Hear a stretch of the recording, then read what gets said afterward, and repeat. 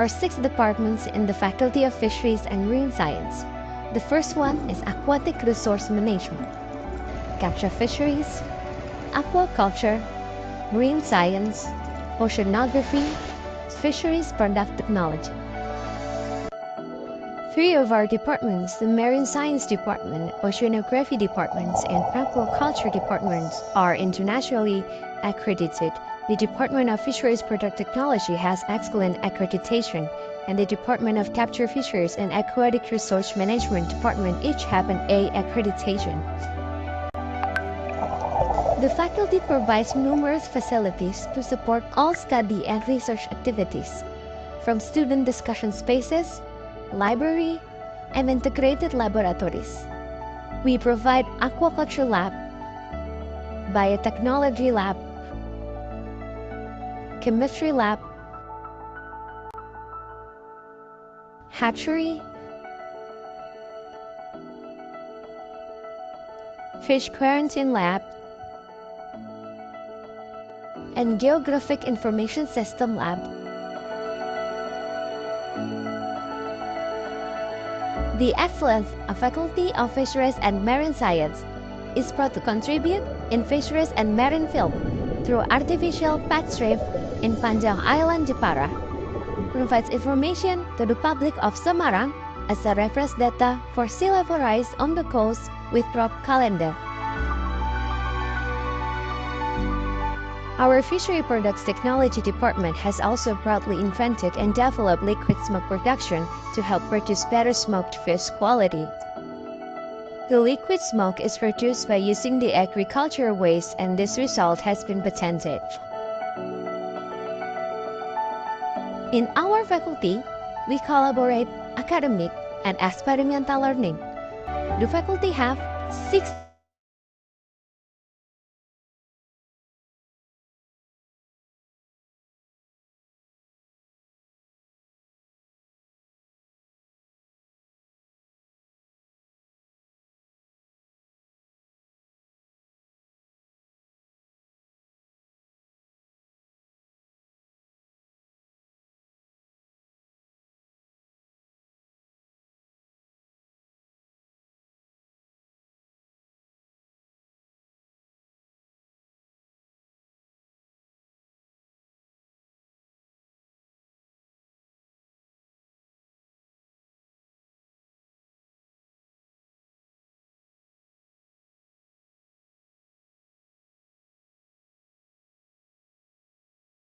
partner universities to learn about coastal ecological preservation and coastal biota in Semarang and Karimun Jawa Island. International Conference on Tropical and Coastal Region Eco Development is an annual international seminar event that aims to promote and disseminate research results.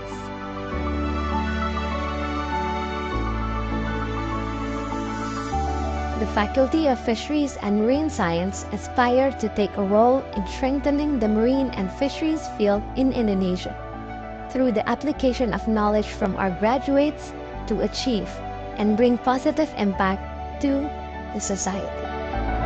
Banyak ilmu dan pengalaman selama saya berkuliah di sini. Dan ilmu yang saya dapat sangat cocok dengan bidang yang saya jalani sekarang. Melalui pekerjaan seperti ini, saya mendapatkan kesempatan untuk berkunjung ke tempat yang bahkan tidak pernah saya bayangkan sebelumnya. Perikanan saat ini menjadi sektor yang dibutuhkan di dunia ini. Banyak negara pengekspor ikan, bukan hanya Indonesia. Kebutuhan untuk makan ikan di seluruh dunia pun selalu tinggi, terutama di negara maju. Saat ini saya bekerja di PT Freeport Indonesia, salah satu tambang terbesar yang ada di Indonesia. Posisi saya saat ini adalah sebagai senior manager di Departemen Lingkungan. Saya bertanggung jawab terhadap semua aspek lingkungan yang ada di job site untuk memastikan PT Freeport Indonesia mematuhi semua peraturan perundangan yang berlaku di bidang lingkungan. Ilmu yang saya pelajari banyak saya gunakan karena salah satu aspek yang dilakukan oleh PT Freeport Indonesia adalah melakukan kegiatan pengelolaan dan pemantauan di ekosistem pesisir. Faculty of Fisheries and Marine Science offering some programs, including international and national programs, and we challenge you to explore our fisheries and marine science resources. So, be proudly to welcome you to our Faculty of Fisheries and Marine Science. Thank you.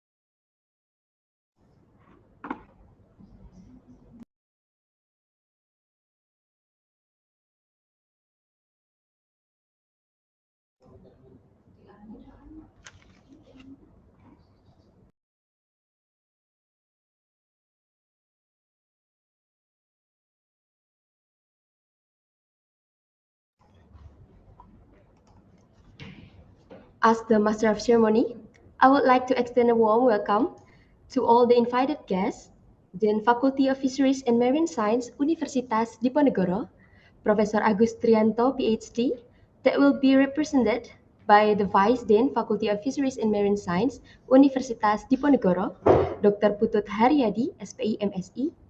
Also, our speaker today, Mr. Matsuno Kohei, PhD, from Faculty of Fisheries Sciences, Hokkaido University, Japan. And also our moderator, who will lead this seminar, Mr. Octavianto Ekojati, SPI MSI. And of course, all of the participants who joined the online seminar today. I hope you guys in a good condition. I hope all of us is in a good condition wherever we are. Okay, before starting, here is the agenda that we will be following. The operator, can you share screen?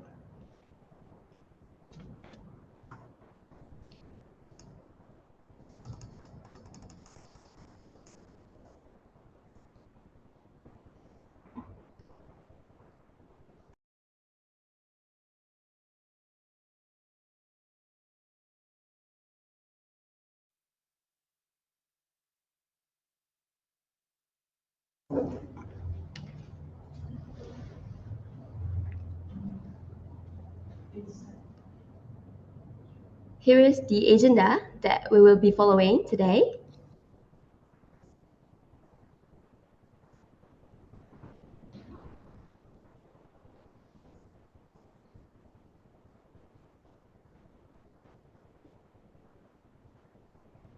Next. Okay, thank you. First is opening an overview of the Faculty of Fisheries and Marine Science, Universitas Diponegoro. Second is sing a national anthem, Indonesia Raya. Third is opening remark from Dean Faculty of Fisheries and Marine Science, Universitas Diponegoro. The fourth is photo session. The next is introduction to moderator. After that is presentation of the material. Next is discussion session. And the last is closing. Next, thank you. Before I read the rules, I invite you guys to pray to start all of our agenda today. Let's pray together. Start to pray.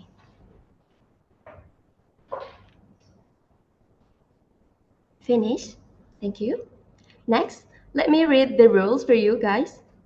Number 1, the seminar is held through 2 channels. They are Zoom and YouTube. For participants who have difficulty logging into Zoom can switch to YouTube.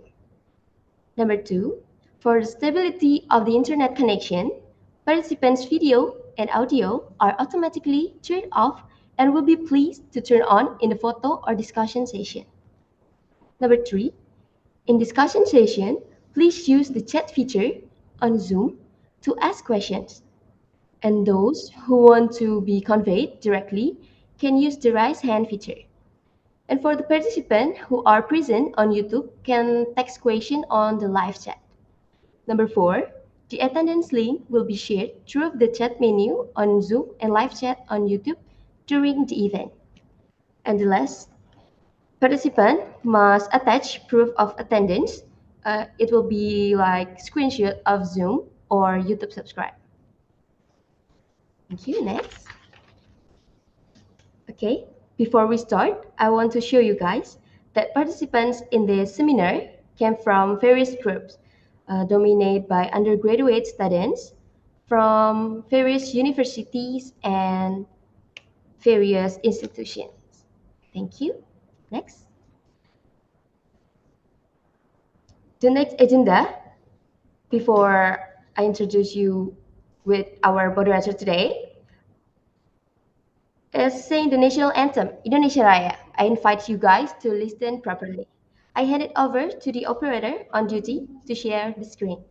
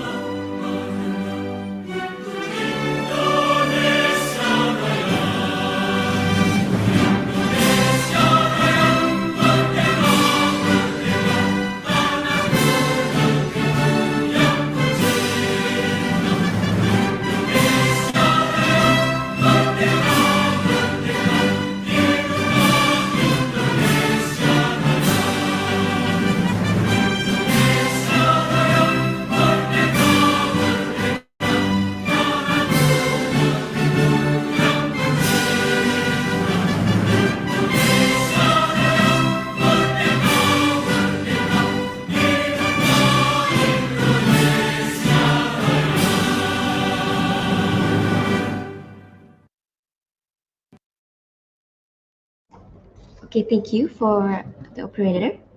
Move on to the next agenda.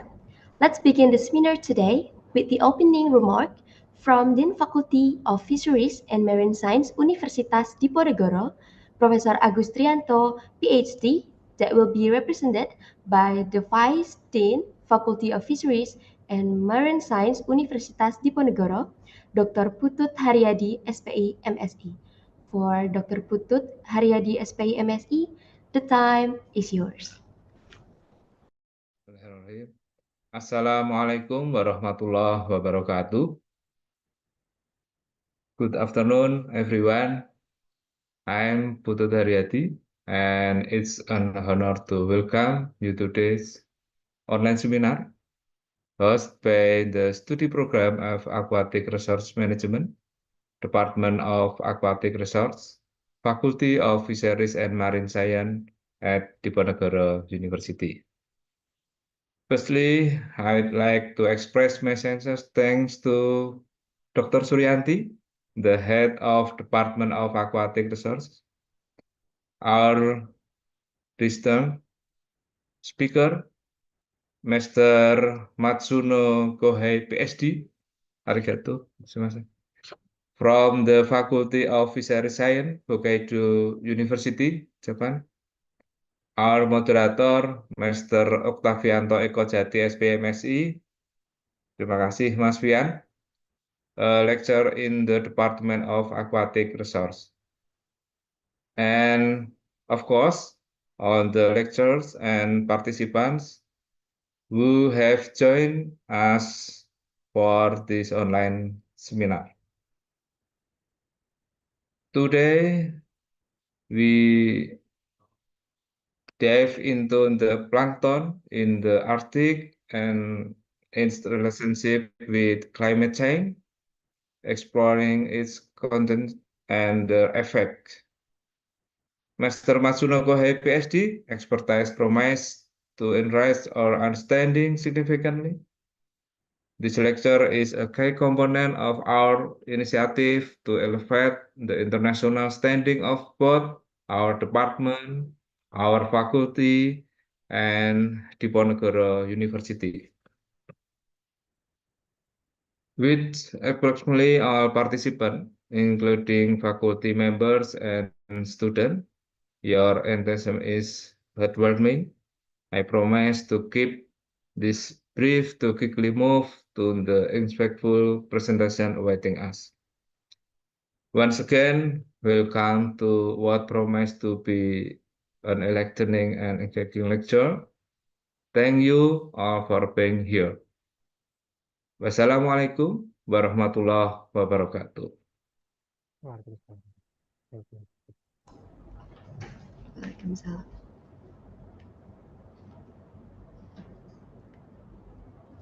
Okay, thank you for the opening, Dr. Putut Haryadi, SPI, MSI. Next is photo session. For audience, please open your camera and use the available virtual background, and operator will take the picture. Of course, you can show the best smile into the camera. For operator.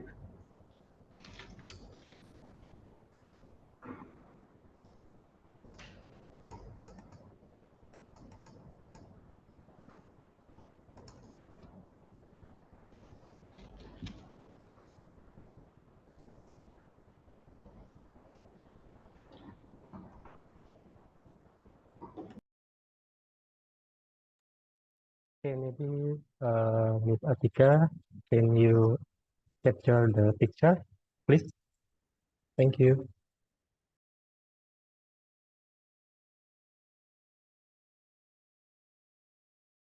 Or Ms. Tiani, can you take a picture, please?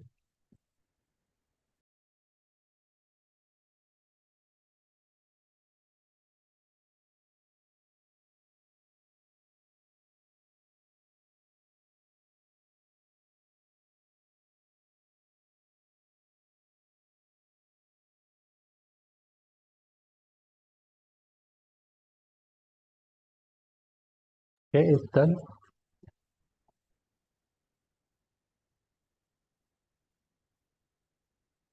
Okay, thank you. Maybe we can the next session with Marcela. Thank you, Mr. Octavianto. Thank you for operator.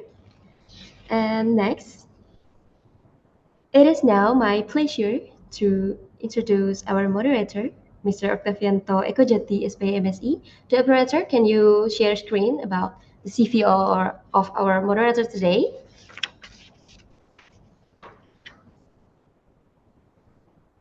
Thank you so much.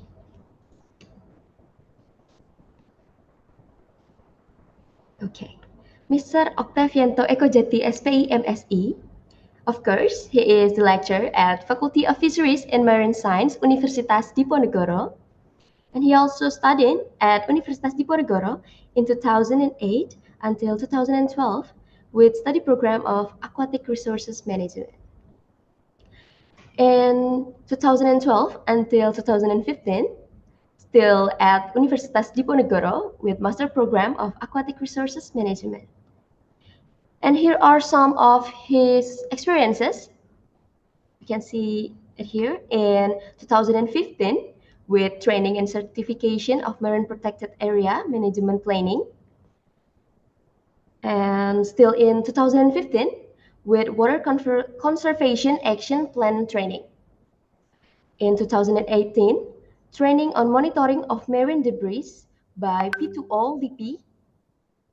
In 2019, with open water diving, level diving certification from Scuba School International. And after a year, in 2020, with Science of Diving certification by Scuba School International. As moderator, Mr. Octavianto will lead our seminar until discussion session. To Mr. Octavianto, the time is yours. Okay, thank you very much, Marcela. Assalamualaikum warahmatullahi wabarakatuh. Good morning, ladies and gentlemen. Welcome to this online seminar with the topic Plankton in the Arctic and its relationship with climate change. My name is Octavianto Ekojati, and I will be your moderator for this event.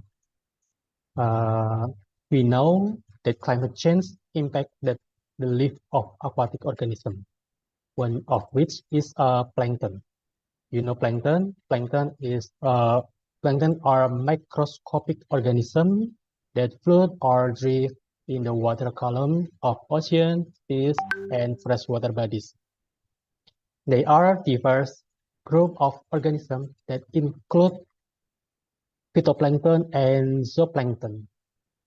Although small, they play an important role in the aquatic food chain and maybe food web, so that it can have an impact on the life of aquatic organisms in the sea and the freshwater.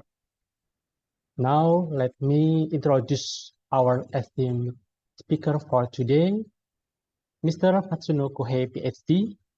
We can call Matsuno Sensei. He is an expert from Hokkaido University, Japan. Matsuno Sensei has extensively researched marine ecosystem, particularly plankton in the Arctic region and its connection to climate change. And also let me share a brief overview of his educational background.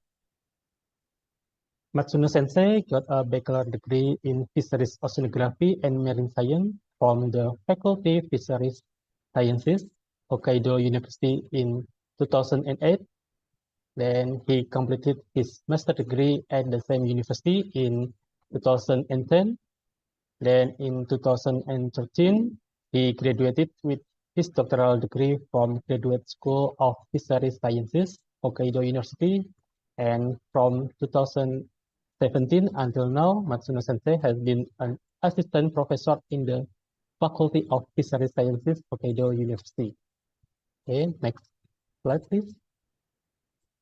And in recognition of his significant contribution to marine science, Matsuno Sensei has received several prestigious awards.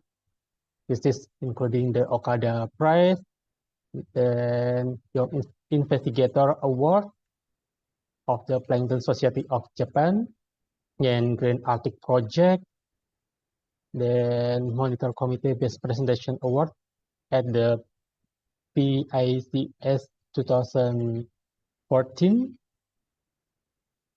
Bio Committee Best Poster Award at the PICS 2013, Kazutaka Ito Award from the Faculty of Fisheries Sciences, the University, and Best Poster Award the 2012 Spring Meeting of the Oceanographic Society of Japan. Okay, next please. And here the article that Matsuno Sensei has published. Okay, we are fortunate and grateful to have him with us today to share his invaluable insight. Now, I would like to invite Matsuno Sensei to begin his presentation. Hello, Matsuno Sensei.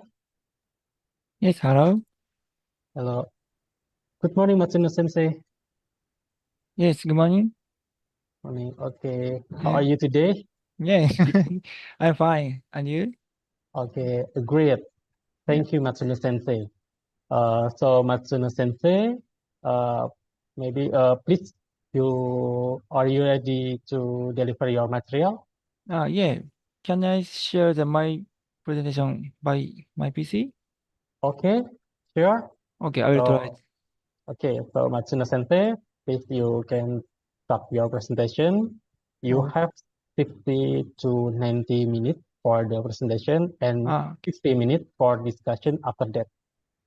So Right. Matsuno Sensei, time and screen is yours. Thank you. Thank you. All right. Sorry, I will try again. Okay. This one.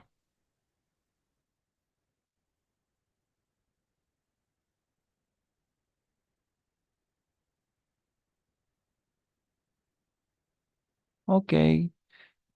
Thank you for very kind introduction for me by the Octavianco. And I'm very honored to have this great opportunity to introduce my study for you. And then thank you for the all guys coordinating these great seminars. I'm very pleased. I'm very pleased to join this one. So firstly, I think I should start self-introduction by myself, but the academic now is very it's explain detail. But now I'd like to start the after PhD getting PhD story.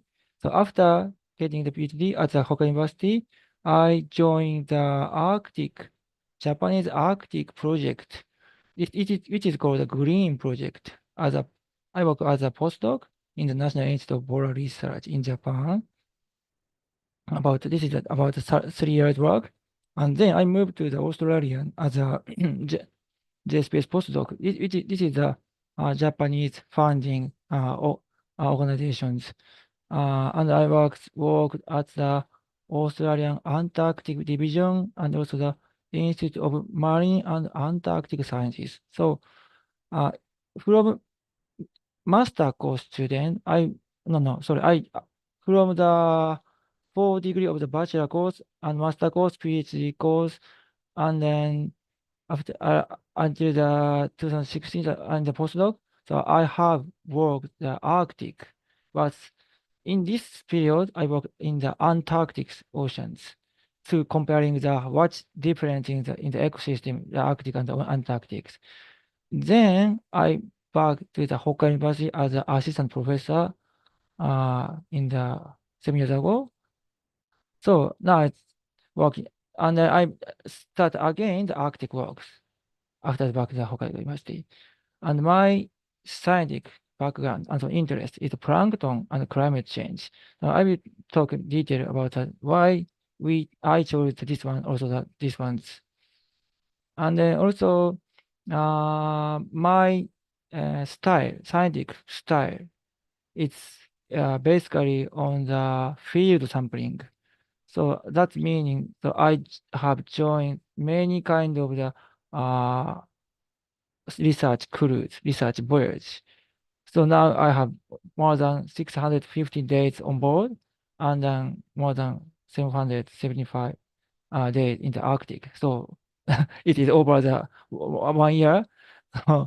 So, but yeah, I love the spending time in the ship because it is very small. It is a very how to say, it's a very so interesting for me, and then very I have very passion to the many other scientists joining the in same cruise. So I love the joining the cruise. Also, my hobby is gardening and hot spring and play with my daughter and my dogs. So in the weekend, I join the gardening in my small house and also the taking a hot spring. So maybe also Indonesia and also the Japan has a many good there's many good also places and we can enjoy the in cheap cost. So now I like these ones. That's okay. I'd like to start my talk from next slide. And this is the outline of the today's my talk.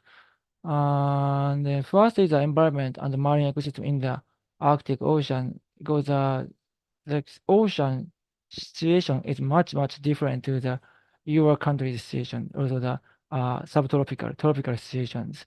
So I think I need to explain this one very yeah, details. And also I introducing the climate change in Arctic Ocean. I will explain some example of the what's happening in this area.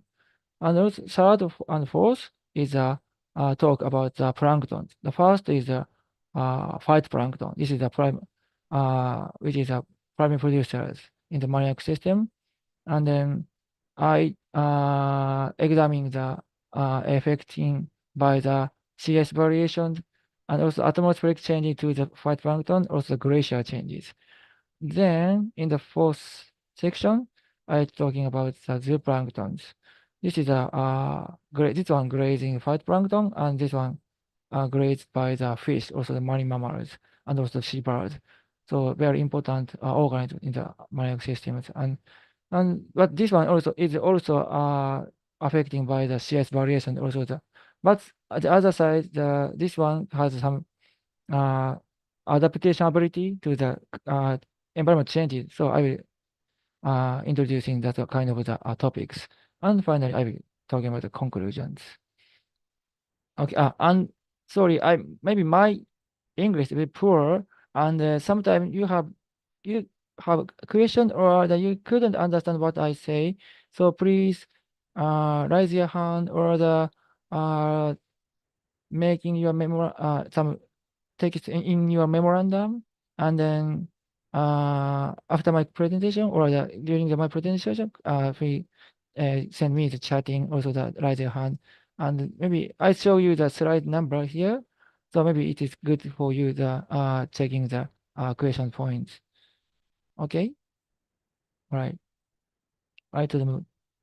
Yeah, here I show you the one photograph, and I take this photo in the 2014 when I was joining the Canadian Arctic cruise. So Arctic Ocean is covering the sea ice. Maybe you know, but in this from the satellite observation, this area covering the 100% sea ice, but in reality, in real, the many we can see the many pond, which is called the melt pond in the ocean, in the Arctic Ocean. So we need to so in the now the sea ice now is very rapidly declining, reducing in the Arctic, but it is already observed from satellite, but it was not detecting this kind of the small scale phenomena like this kind of pond. So we need some kind of this in situ field observation like this one. And then so many very even in small scale, but many there's many tiny organisms living in these ponds. And here I show you the one map to showing the geographic characters of the Arctic. So Arctic Ocean is a semi-enclosed ocean. So it is Greenland, and this is the Canadian, USA, Alaska, and Siberia, and this is Norway. And so we call this area is Arctic Oceans. And then, and I show you that this arrows is showing the meaning the major current, and the orange color is meaning the warm, and also the running the surface area. But this red color, also the blue color is a cold and more the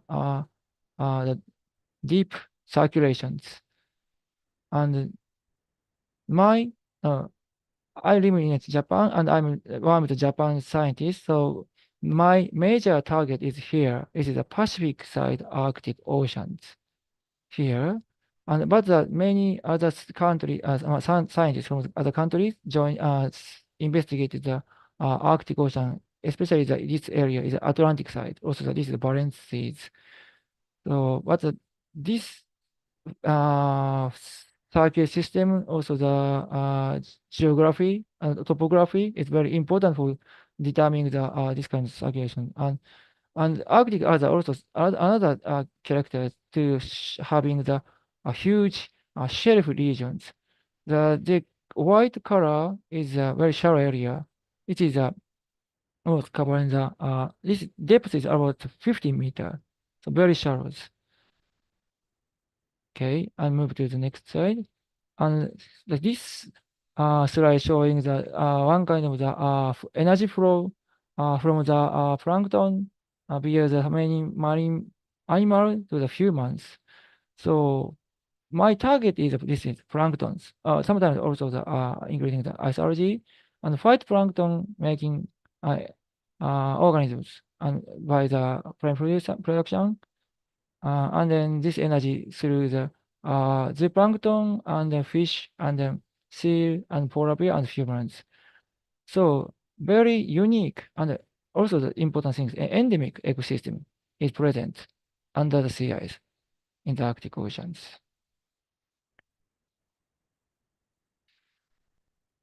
And also here I show you some example of the declining sea ice reduction in the Arctic Ocean.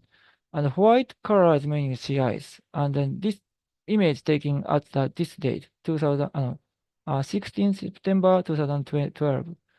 And this line is showing the average sea ice age in these eras. So dark color is more the recent. And again, my target area is here, the Pacific Arctic side. It looks like much more declining comparing to the Atlantic side. So in 1980s, CS age is here, but now it's here. So maybe it's difficult to imagine the scale, but maybe it is almost 1,000 kilometer declining to the northward. So and in the volume, the sea ice is about now decreasing about 40% in the 30 years. So drastic. So many scientists has interest in what's happening and declining the sea ice. And my interest is after the declining, so what effect to the marine organisms, especially plankton in the Arctic oceans. Okay, and then here I showed another one schematic diagram from this paper. So now is many kind of the physical phenomenon, physical changes happened in the Arctic oceans. Of course, first is sea ice reductions, and relating this one. So in the future, the precipitation increase, also the evaporation increase because the open water area is more increasing. So now is many waters is moving from between the atmosphere to the oceans. And relating this one, the surface heat flux is increasing to the atmosphere. And of course, this relating to the making the storm in the Arctic, also the another area, and then run off from by the river is now is also increasing. So, and these all of them relating to resulting in the decreasing the salinity of the surface oceans. So now it's Arctic Ocean, the surface is fresher and fresher by year. So the other side, the again the from the subarctic area, many warm water coming in the Arctic. This is the Pacific side. This is the Atlantic side. And now this volume of this kind of the subarctic current is also increasing. So warm water coming from the Pacific side, Atlantic side, and surface now is freshening, and the circulation now is stronger. So many changes are happening in the Arctic Ocean, especially even in the physical side, physical aspect. So, and yeah, and also here I show the another example of the climate change in the Arctic Oceans from the referring from this paper. So, sorry, this is a little bit complicated diagram, schematic diagram. So, this circle is meaning the season, the spring, summer, autumn, and then this side is a winter. So, I'd like to start to explain from spring season. And the spring season is starting the melting season, and iceberg, also the glacier, now starting melting, and many discharge water into the Arctic water, and this is very affecting the very local affecting in the coastal areas.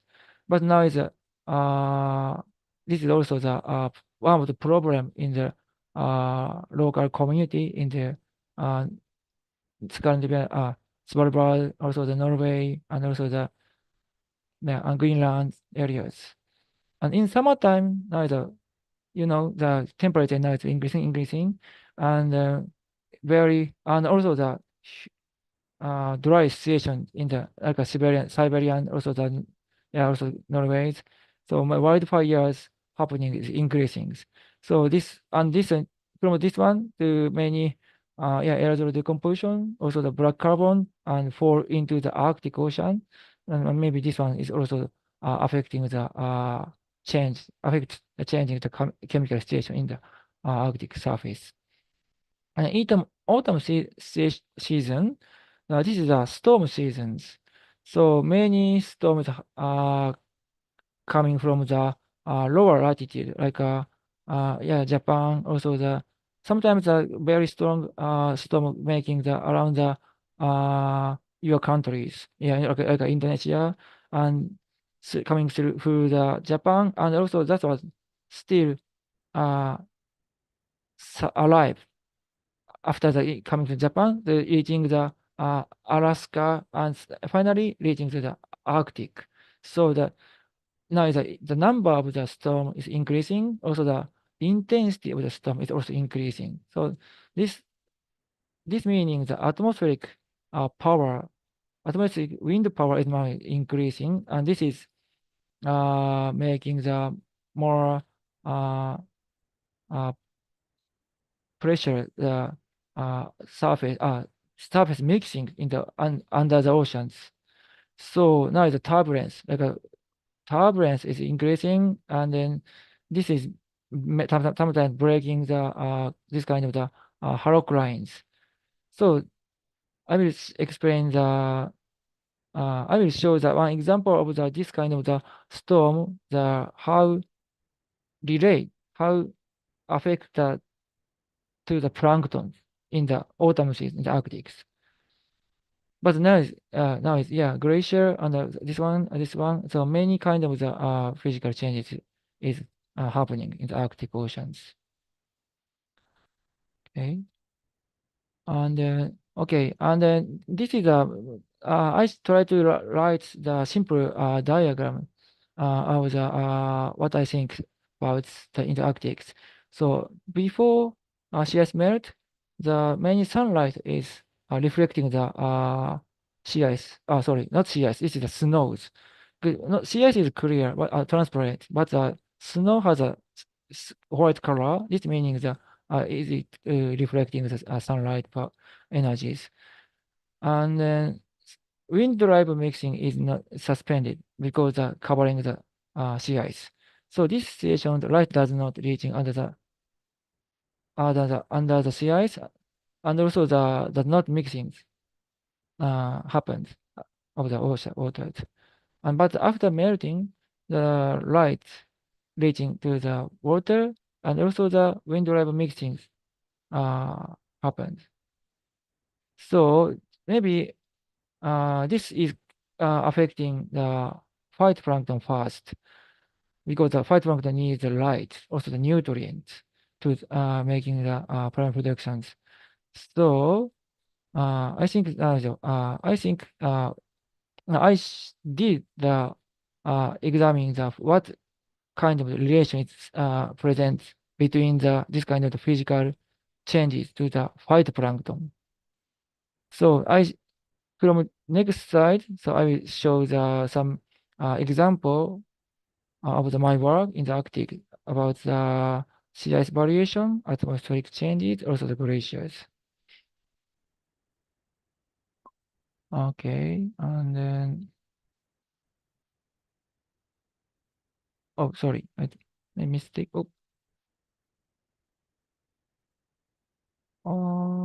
Okay, yeah, sorry, yeah, and I'll show you again this one. So yeah, CS variation. So this is CS variation and atmospheric changes one, and also glacier changes how relating to the phytoplankton. Okay, and here I show you some photos taken by me, by myself, and then in the but this is collected from the near the Hokkaido. This is in the subarctic region. So this kind of the micro size phytoplankton is dominated. Also the Arctic also this kind of size dominated. This is side the left side is a diatoms, which is maybe most dominant species in the phytoplankton in the oceans. So they have a cicade shells, and also another character is a very fast growth rate, maybe fastest growth rate in the oceans. And another side is a dinoflagellate. This is maybe popular in the also the Indonesian countries, Indonesia and also the tropical, subtropical regions. And they have another shell type, the cellulose shell. It is similar to the land plant, and also they have this one is like a spine. It's a swimming. So moving this one so they can swim in the waters. Even they categorize the phytoplankton, but they can swim in the waters. So but their growth rate is not so fast compared to these ones. So my major target in the phytoplankton is of these cells that not also dinoflagellate. Okay, and this slide showing the one example of the satellite observation. But this work is not from my laboratory, but from my colleague. They they compare the CS population and also the chlorophyll A concentration. The chlorophyll A is a pigment of the phytoplankton, and this is one of the index of the phytoplankton biomass. And the left panel showing the shift in sea ice persistence. So warm color is meaning the shorten the sea ice covering period, and then blue color is meaning the extent of the sea ice covering period. So this is Alaska and Siberia. So my target area is color is a warm color, so meaning the decreasing sea ice period. It is a period in these areas. And then the right side panel showing the shift of the chlorophyll concentration in this area. And red color, sorry, warm color is the increase of the biomass, and blue color is the decrease. So it's maybe it's a little bit difficult to showing what the almost warm colors in this side. So in this paper, they explain the extended open water period make increasing primary production in these areas. So, but this is just like talking about the volume, also the changing in the biomass of the phytoplankton. So my interest is what species is the species changes in these areas. So what species dominated, or the species will be changed after the warming. Also, the how to change it, the species compositions. So we have we meaning that I and my student is have joining the many kind of the Arctic cruise and collected the many samples from the Arctics. And then from this slide, I'm talking about the diatom dynamics in the Arctic shelf regions. So again, the diatoms, this is a dominant taxa in the phytoplankton bloom in the spring bloom, also the ice age bloom. And the another side, many diatom species has a resting stage cells, so like these ones. So so in the vegetative cell, so in the diatoms, they have one of the this is in their life cycle, they have these ones is a vegetative cell. It's like a very healthy cells, and they can growth in the water columns using the light, also the nutrient.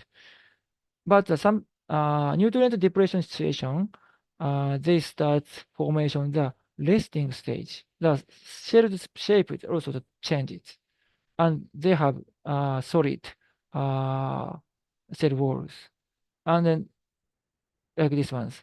So in this one, it has a very solid cell. So they does not keep in the water columns. So that meaning they rapidly descend to the sea bottoms like once. So after that, after coming back to the condition to sorry, it's water condition is much about recover to growing up the this species. They start germination. But one key is the light. The light reaching the sea bottom. Also these cells they can start growth again. So and then another in the oceanography, the phytoplankton bloom in sea ice region, the timing and intensity, these are depending on timing of the sea ice retreat. So like a previous slide. So we making hypothesis about the abundance. This is cell density abundance and composition, species composition in the sediment is related to the sea ice variation because they in the autumn season they make resting stage is here, and maybe that resting stage accumulated on the sea floor, and springtime they start the they germinate the cells and then grows again in the surface, also the water column, and but sometimes but they couldn't keep the not a long time, so it's they start again the resting stage and the accumulated bottoms from the summertime. So we collect the summer period of the sediment and then what species contained in the sediment. But maybe this information is reflecting the springtime productions. Okay, this is a little bit a complicated hypothesis, but maybe you can understand. I hope you can understand this one. Okay, so we collect the sediment samples on here. This is Alaska, Siberia, and this is this area is called the Northern Bering Sea, and we collect the sediment samples in this 2 years, 2017 and 2018, using these ones, multiple colors. And then we also are getting the satellite data. So because when the sea ice melting time is very important, so we get the data, also the in situ chlorophyll data, and melt data. And it's most important thing, these ones. Oh, sorry. And another thing is important thing is we collect just top of the 1 or the 3 cm of the sediment core. So this sediment multiple core can collecting the sediment core about maybe 20 centimeter or 30 centimeter, but we just interest about the surface of the sediment because this we want to just examine the springtime production in that year. So because they have their very strong sorry, I forgot the term. It's they can survive the more than 10 years in the sediment. So that meaning if we collecting the long sediment and we collect the long sediment and then testing the all of the sediment to this one, maybe that is not reflecting that maybe in more than 10 years about or the yeah. So just we just collecting the surface of sediment. Okay, and also how I will explain the how to test how to examine the cell density of the resting stages.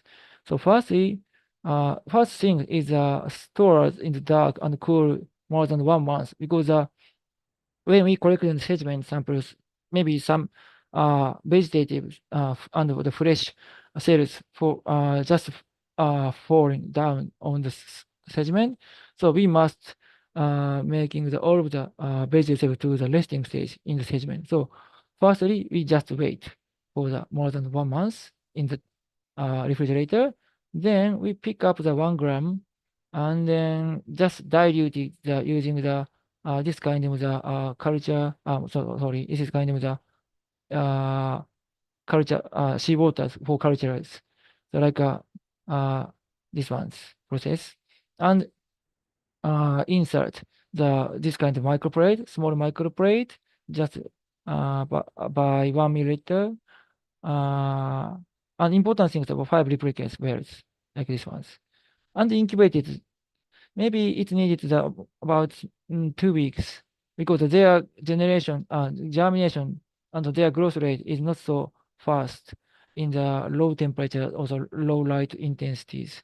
And yeah, but we must taking care about this temperature, the light intensity because of course if we can adjust this one for the more higher, also the high intensity of the, and we can add the more high nutrient, but that is not good for because this is not reflecting the natural conditions.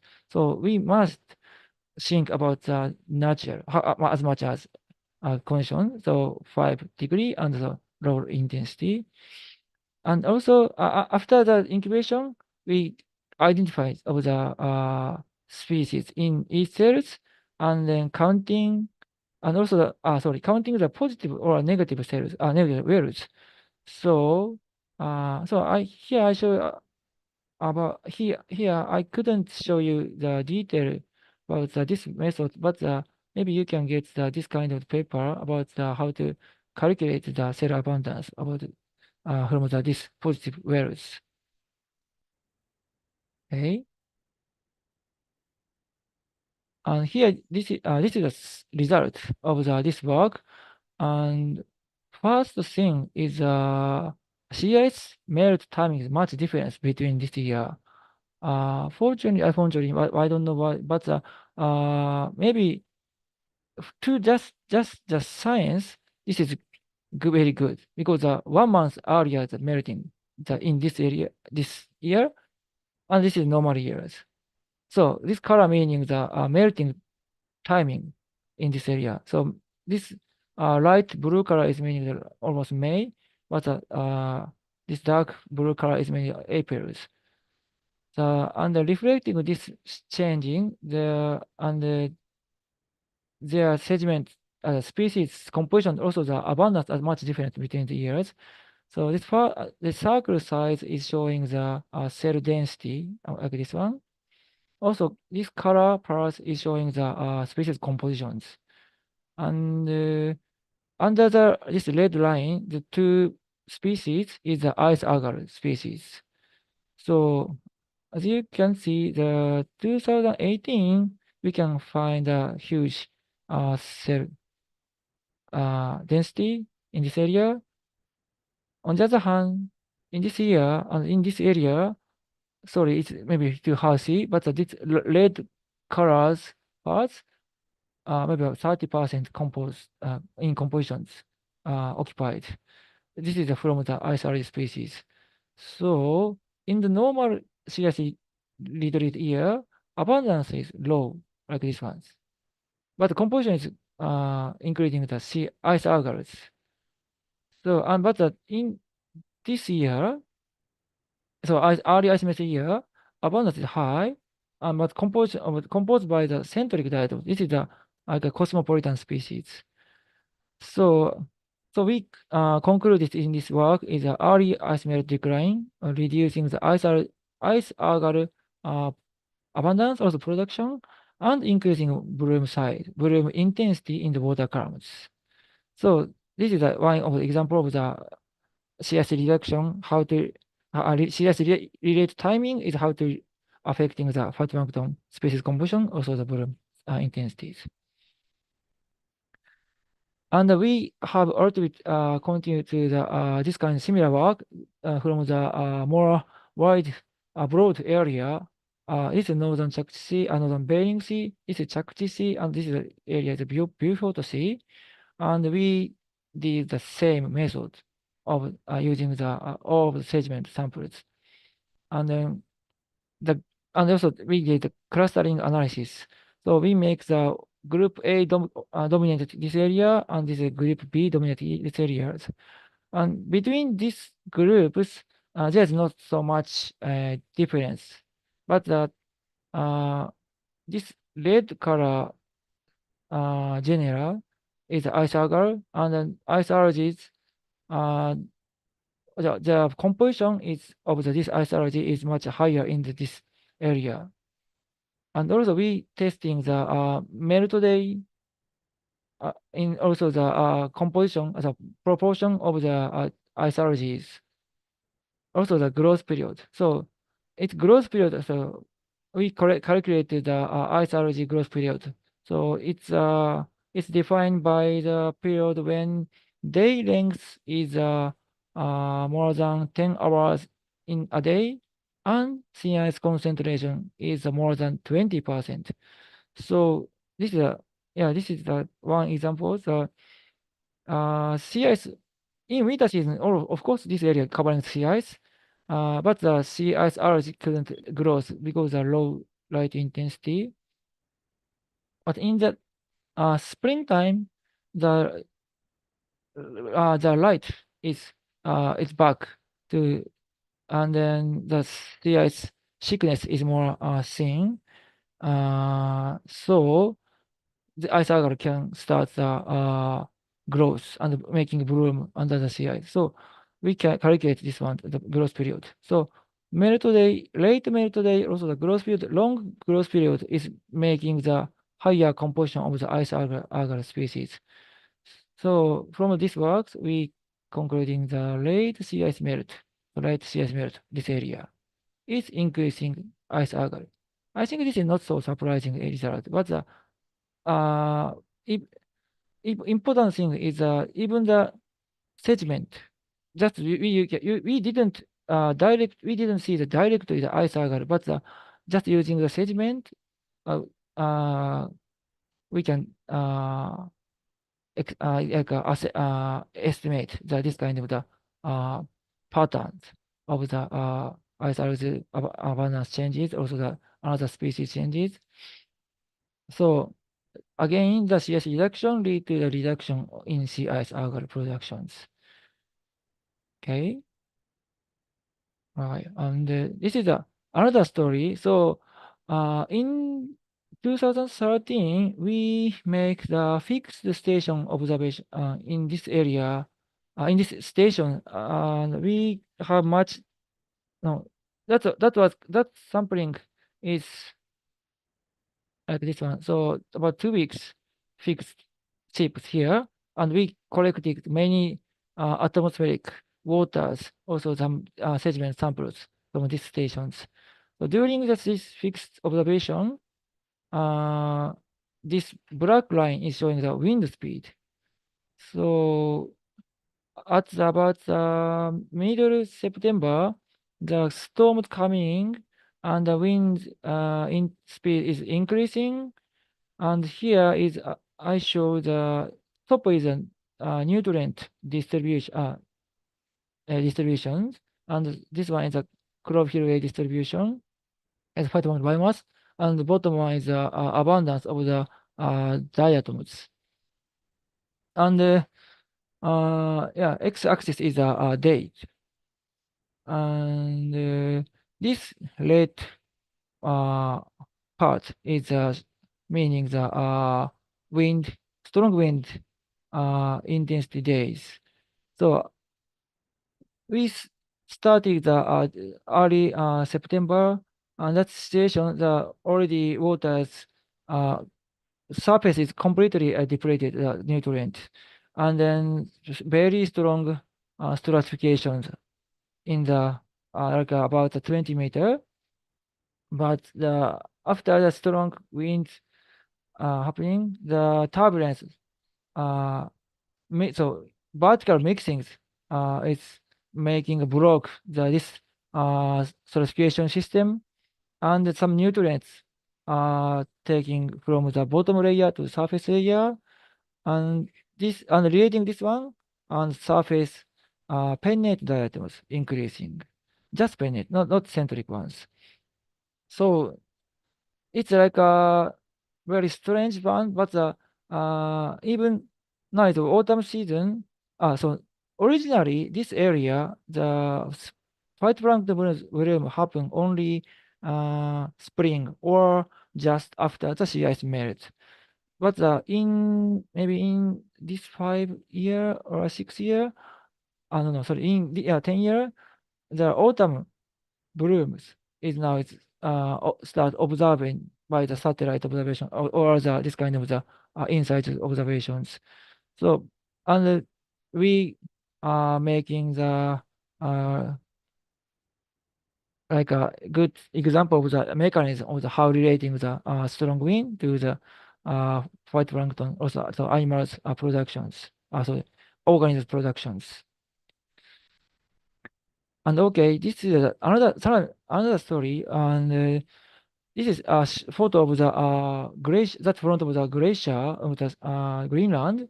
And in this summertime, many plumes coming from the bottom of the glaciers, and then it's like a very dirty waters. And then now Greenland glacier is now rapidly decreasing, and we collected many samples here. So interestingly, the that the glacier meltwater coming through the inside of the glacier and release the bottom of the glacier, and then this water start upwelling because this is fresh water, so density is very low. So fresh water coming up to the surface with some high nutrient water from the bottoms. So it looks like the color is very dark, but some heterotrophic organisms like dinoflagellate, oligotrophic ciliate is increasing using the some nutrient. Also the so nutrient using the nanoflagellate, and nanoflagellate was grazed by these ones, these kind of the heterotrophic organisms. So but the diatoms also that's not much increasing its area. So glacier meltwater make upwelling just front of the glacier, and this is taking the nutrient supplies because this one's accompanied with deep layer water to the surface and changing the microplankton species composition like this ones. So this is also another story of the relating the glacier to the phytoplanktons. Okay, here is one of the summary of the phytoplankton changes. So early seismicity and delayed freezing, primary production increasing maybe, and ice algae decreasing in springtime, and autumn bloom caused by the wind drive mixing in autumn time. And in the field, the primary production may be increasing, and then composition changes. So phytoplankton production and its species composition are changing in Arctic Ocean, leading to the CS variation. Also the atmospheric, also glacier changes. All right. Okay, I will do the move to the zooplankton story. And here I show some photograph of the zooplankton. Maybe this one, so Euphorgia, amphipods, also the copepods may, and Chaetogonaceae is, and also Cladocera is maybe popular in all of the oceans. But maybe Clione limacina, helicina, this is a subarctic, also Arctic species. And maybe your country, Doriolida, also the Medusa, maybe much more popular. So I use that try using this animals or using for this one for investigating so how relating the Arctic climate change, also the other marine organisms. So and my major target is a copepod because this is dominant taxon in the Arctic oceans, in the abundance also weighted. So this is the one of the example, one of the dominant species, Caranus glacialis. This size is about 3 mm. And this is of course crustaceans. And they grow by molting. And their main food is phytoplankton, and they are important food for fish, seabirds, and marine mammals. And the another thing is that they can store the nutrients in their body. So this part is a oil sac. So the oil sac is occupied by the oils. It is composed by the wax esters. So using this, in the autumn season, in autumn season, they making this huge oil sac, and they descend to deep layer and then starting the diapods using this energy. And springtime, they start reproduction in the deep layer or coming back to the surface and graze phytoplankton again and reproduction in the surface. So to survive in the long dark winter, it is very important to making this kind of a huge energy stock in their body size, in the body, inside of their body. And then here I show the one of the distribution differences of the species in the copepods. So in the Pacific side, Pacific Arctic, Pacific species, Pacific copepod was transported by the Pacific water. On the other side, the Atlantic species transported by the Atlantic water. And in the Arctic, the Arctic endemic species is present. So we can know the just like this one's also this one like index of the Pacific water inflow. But one thing is there so endemic the Arctic species is endemic. This one here, and now we just very concerned about the their subarctic species distribution now is more northward changes. So maybe this species. Area is more just shrinking. And in the ship, I collect the many zooplankton samples using this kind of net, plankton net. So this net is very simple ones, and just towel from the near the bottom to the surface and collect the planktons and fixed by the formalins. And here is a storage space of my laboratory. So my laboratory has a huge, long history. Now the maybe oldest one is from 1950. So even the already past the 70 years, uh, we can use the samples. So then this kind of sample archive is very important because we can know the some state of the ecosystem in the past. So and here I show some sampling station in the Arctic oceans.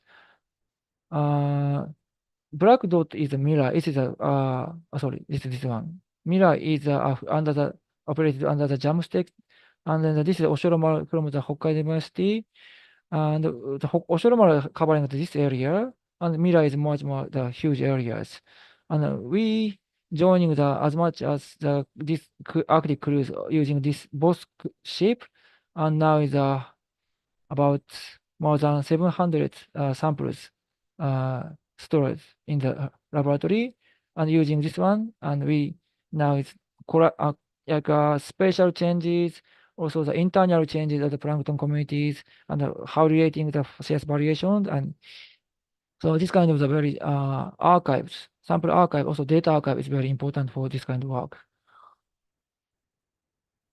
Okay, from here, I will show about one example of the change in the plankton. So, in 2018, it is a very, so again, in the phytoplankton study, this year is the lowest CS extent year in the winter seasons, like these ones. So, and then this area very important is the higher primary production due to nutrient supply by the Pacific waters. So in this area, in this year, so many changes in several trophic levels is already reported. In the phytoplankton, so I already explained the delayed spring bloom, also the dominant by cosmopolitan species. And the fish, northward shifted. So originally, this area covering the very cold water, it is called cold pool, like temperature is minus 1.5. So this is one of the barrier to the northward of the boreal, the boreal fishes to go the north. But in this year, that was uh, uh, diminished, and then some species can go the northward. Also, seabird on seals, so decreasing their population. Also, their body condition was not good due to the low prey availabilities. So, but the zooplankton information is not so much available. Just small cohort increasing, but mechanism not clear. So we examine about what's happening in zooplankton in these years. So again, we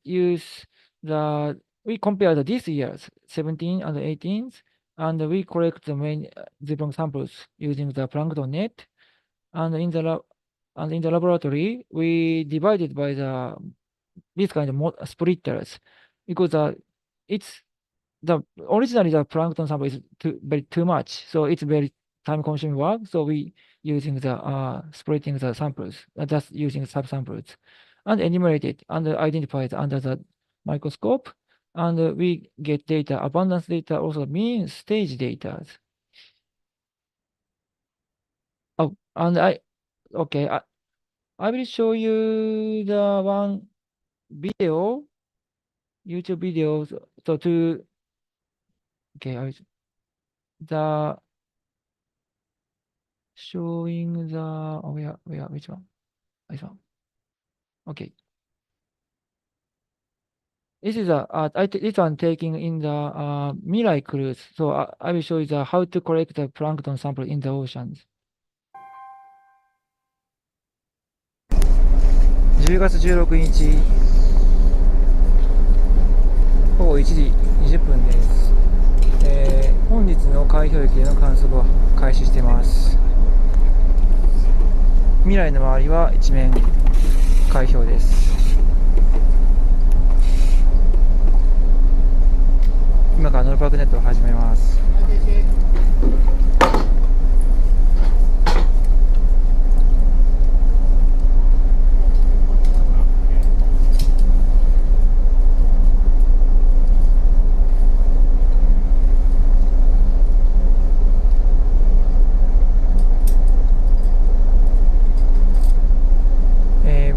船員さんもあと、研究者も着ているこの赤いスーツ、マスタングスーツといいますが、これは、寒冷地専用の、スーツで中にフロートも入っていて水に落ちても、受け取るようなものです。かなり分厚くできています。あと今ネットを持っている木村君がつけているこのハーネスは、落下防止用のものです。弦のそばで作業するときに必ずハーネスをつけることが決まりとなっています。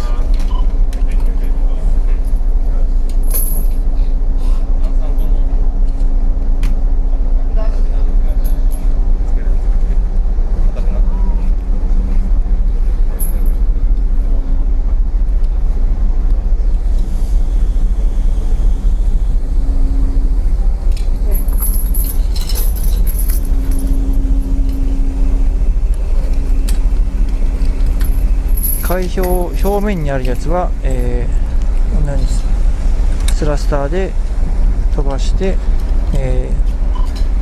開放水面オープンウォーターを作ってネットを入れていきます。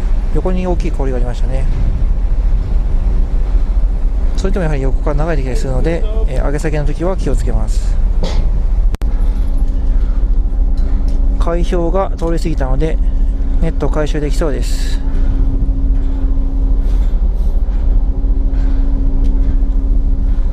ネットが見えてきました。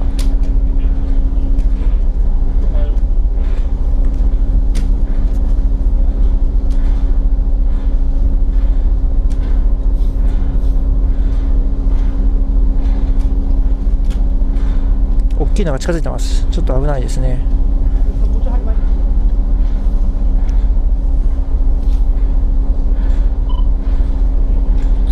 水面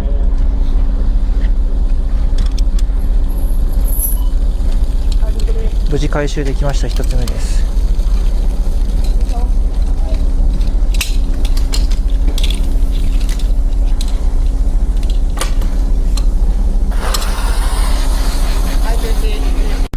ネット洗いが終わったのでネットを開始します。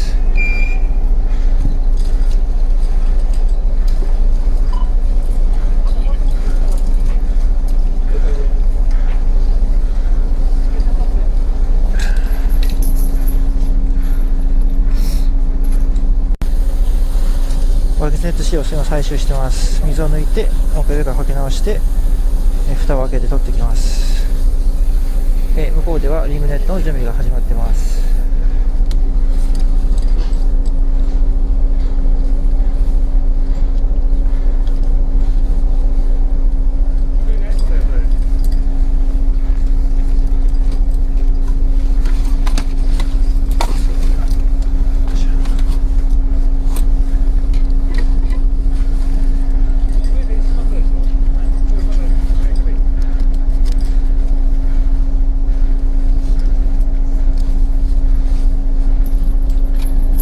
大体半分ずつに取っていきます。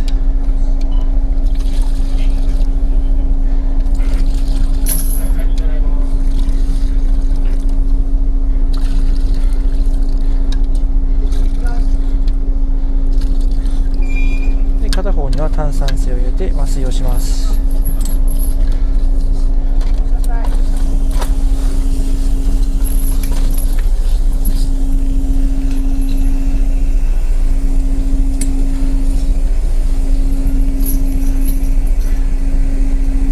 大体で10%、体積で10%程度の炭酸水を入れます。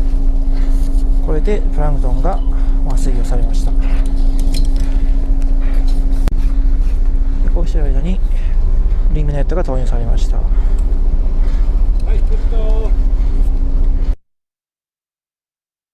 Thank you for watching. I will change back to my presentation.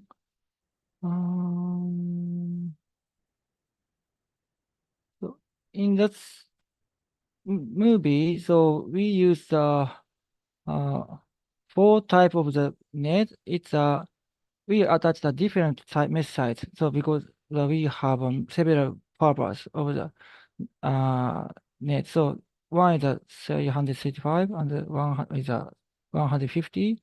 150 is it now is a standardized net in the Arctic Ocean, and 335 is a historical net size in my just my laboratory, also the Pacific oceans. Also we use the 100 micron, that is to collect the zooplankton and also phytoplankton. Another one is a 63 micrometer. That is, or that net has also the huge buckets and code end. So that is collecting the alive samples and also to use the experiment onboard experiment. So we just add the carbonated water in the samples to stopping their edges of their fecal pellet. And that sample we use, in the cruise we use that one is like measuring the gut pigment content, also picking up some species for the DNA analysis, also the stable isotope analysis, or the fatty acid analysis. Okay, and maybe you have some question about this sampling, so maybe please send me some message from chat. Okay, I'd like to back my talk. So here is the result of comparing this years. So top ones is normal year's result. So and the bottom one is early years sea ice melting year's result, and this left one is the result of the clustering. So using the species compositions, we did the clustering analysis, and we found the same group is found in this area and these areas, and comparing the population structure of this kind of all of the copepods, Arctic copepods, Pacific copepods, and between these areas, because these area are categorized the same groups.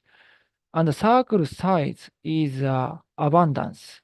So huge size is meaning the high abundance.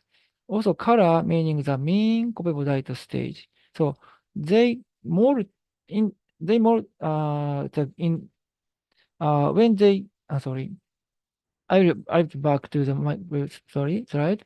So they more the to when they growing up to the growing up, so we can identify their copepodite stage from the first to the sixth. The sixth copepodite stage is the adult stage. So in this enumeration, we making category of the what stage, also the what species. So and using this the information, we calculate the mean copepodite stage. So blue color is meaning the younger ones, and the warm color is the adult. So as you can see, the result is very clear. In this year, the circle size is much more smaller than this year, and color is a little bit warm. Warm colors. But this year, the circle size is bigger, and the color is cold colors. So this meaning that in 2018, high abundance of copepod, also younger populations. So we make this schematic diagram of what's happening in this between the years. So first things is CS timing is much different between the years. So in normal years, the CS melt is middle April, and then sea ice, ice age bloom is quickly occurred just after the sea ice melt, and then this copepod species graze this phytoplankton, and using this energy they can reproductions. Then this eggs hatching and then growing up to the summertime until the about the C5 stage or C4 stages. So we collected samples here this time. But in 2018, the CS reduction much higher, earlier, about 1 month earlier. So in these timings, the light intensity is too low. Also, there's no stratification systems. So after the middle May, the surface water warming up, sunlight, also irradiations, and then after making the thermocline, the phytoplankton happens, and they can start the grazing phytoplankton reproduction. And in summertime, the population also still younger and also increasing the high numbers of the abundance. So early CS melt, like this one, suggesting a delayed reproduction of the large copepods with late phytoplankton bloom in these areas. So maybe and also this this difference, this changes in the zooplankton community relating the higher trophic levels, because the plankton is a good prey of the fishes. So we did the side spectral analysis like these ones. And then top two panel is 2017, and the bottom one is 2018. And the color is the dominant species. And this is also, here is also we calculating the caught rabies prey range. It's like this one. So rabi, early juvenile can graze in this size. So in 2017, in summertime, the copepods, also the another species can grow enough size for the grazing by the fishes, but in 2018, their size is still small or too small, so they can't get the much energy from the prey. And another problem is that if this fish can try to getting the energy, maybe prey is too small, maybe one, so like a ketoconazes, also medium size, so like one predator is needed for reaching the energy to the fishes. So this is it's meaning the lower, decreasing the transfer efficiency in the food webs. Okay. And this is another story of this area. So I joined the fixed station cruise again. In this station, we collected the matured Pacific species, like these ones, and we starting to incubated these matured ones in the onboard incubator, and they start reproduction and then hatching the nuptials. So this is the first time of the reported about the subarctic species reproduced in the Arctics, but maybe unfortunately the hatching rate was very low, just 7.5%. In the original distribution is of course North Pacific area. So in the North Pacific, their hatching rate maybe more than the 90%. So this is hatching rate too low. Is maybe this is because of the unfertilized eggs. Maybe they can't mate the male in the waters. So this is another stories. Okay, and then this is a recent work. So this is the same species of the Caranus glacialis and also martialis. So they now I introduced in the previous slide, they affecting the phenology changes due to the due to the phytoplankton bloom changes. But this species is very famous to have a wide values, a high physiologies. So we measure the gut pigment using the alive samples, and this slide, and in x-axis is the local time, and y-axis is their prosome length. Prosome length is this size, is one of the index of the size, and circle size meaning the gut pigment volume.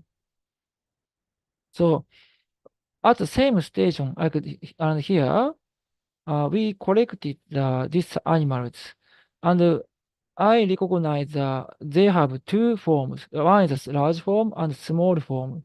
The large form has less gut pigment, and small form has looks like a rich or huge gut pigment. So I starting measure the gut pigment content, and so in this result, in the small size, so I mean the less than 3.3 millimeter, they are showing the very clear dial changes in their gut contents increasing in the nighttime, but daytime is low.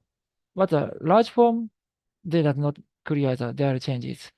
So now this topic is still under the investigation or in my laboratory, but now we getting some information about that their genetic population is different. So maybe some small form is from the Pacific side, Pacific population.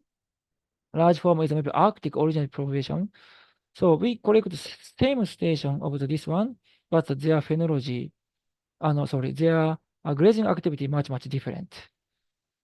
So maybe this meaning they can adapt this kind of I don't know, they can adapt some environment changes.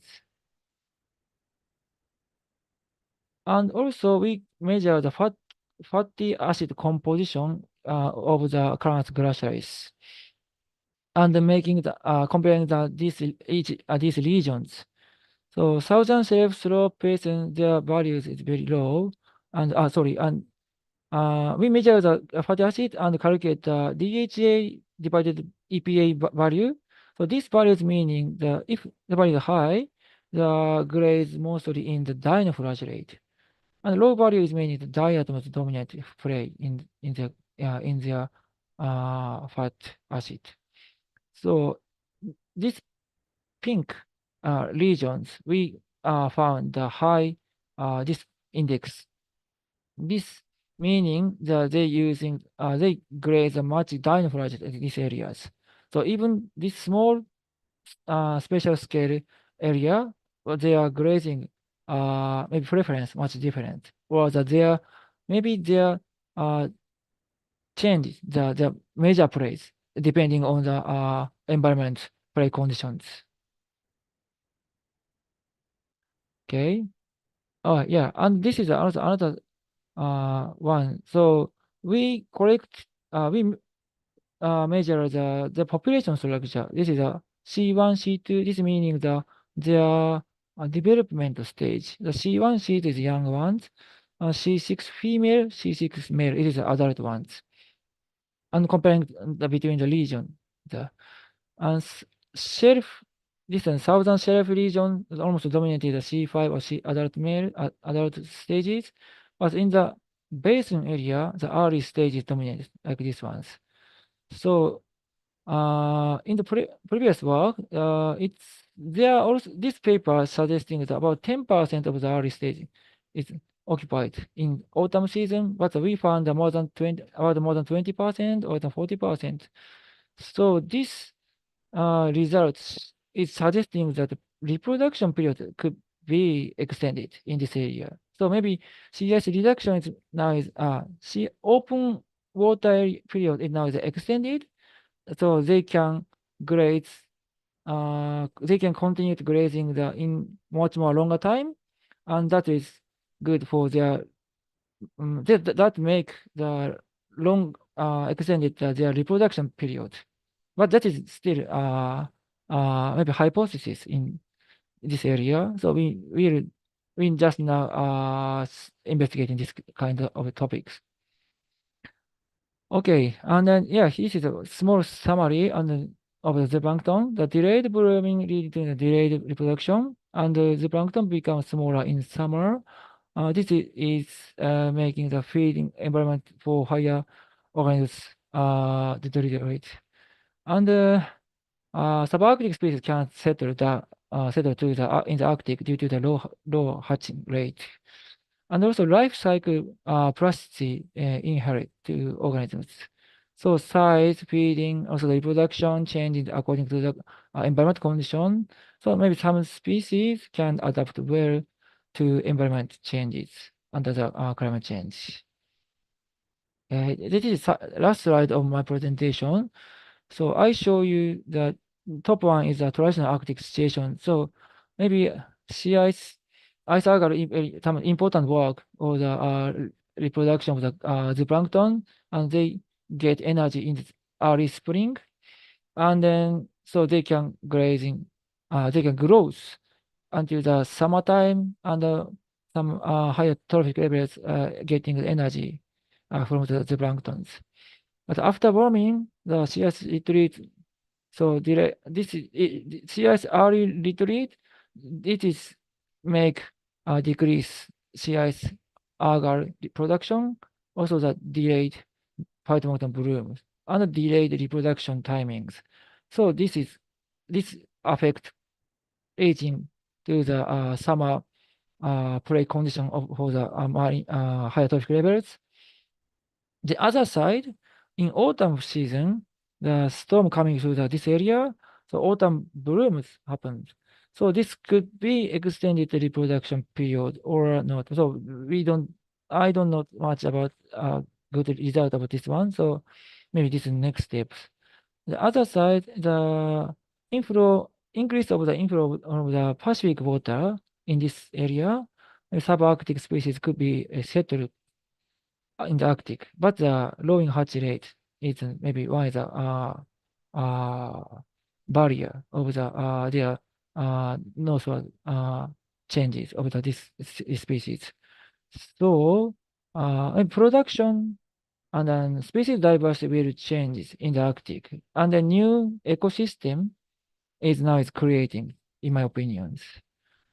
Okay, I think the okay, so I like ship-based research, and then so ship-based research is often a collaborate effort, and then require the cooperation of the many people. So I'd like the sincere thank you all my colleagues for the progress in my studies, and then these studies are supported by the Japan, also overseas funding. And okay, finally, thank you for your kind attention. Now I'd like to finish my presentations. Thank you. Thank you very much, Maxon Sensei. It for such an informative and inspiring presentation. So Thank we you. will now proceed to the discussion session. So for you participants, you can submit your question to the chat box, or you can activate the raise hand feature. And before Yeah. I asking a question, maybe we have a question in the chat box, Matsuno Sensei. Yeah, So I I know. will read the question. Okay, maybe this is from Mr. Imam. The question is, the increase of premier productivity will be benefit for food chain, so there will be potential for fishery industry, isn't it? Okay, thank you, Matsune Sensei. You can answer, Okay. or we can read question again. Sensei. Yeah. Okay. Yeah, it's a difficult question for me. It's all right. Can you sh you can could you see can you see my slide? Yeah. Okay. I think it's benefit for the, of course, food chain is benefit. So increasing the phytoplankton, its energy maybe smoothly through pass by the plankton, also the other organisms. But the fishery industry, so now it's commercial fisheries now is restricted in the basin of the. Sorry, I will show you the presented mode. This area. So all of the shelf area is covering the EEZ of the many countries, but about this area is out of the EEZ. So we can do commercial fishery if the fish is present. But now all around the countries around the Arctic Ocean now is making a rule, so we can't do the commercial fisheries in this area maybe in 17 years. Yeah, maybe 17 years. Because we don't know, no one knows about what's happening in this area, in the marine ecosystem. So we should monitor these ecosystems and how relating the CS variations. And yeah, maybe, but just my opinion, if the primary production increasing the in shape region, maybe that's energy leading to the maybe fish production, and that is maybe benefit for the Alaskan, also Siberians, local people. But the other thing, so I know the problem about the primary production. This is just important. In my opinion, it's important thing is that composition is also important. Especially this area now is a harmful species. Harmful dinoflagellate species now is increasing. So, like in the species name, in the Alexandrium, catenella, also the another species making bloom in summertime around this area, and that was good food for the shellfish. But if the shellfish much grazing that kind of the harmful dinoflagellate, the shellfish is poisoned. So we can't eat that one. So that is another problem in the Alaskan, also the Siberians. So it's very, so my opinion that maybe even the biomass, also the production is increasing, but not so, but maybe even the production is also biomass is increasing, but we must think about the compositions and also the species or the changes, also the mechanisms. So it Okay. is okay. Maybe next question. Which Okay, one? thank you, Martin Sensei. So maybe the climate change can cause blooming or perhaps harmful algal blooms more quickly, isn't it, Sensei?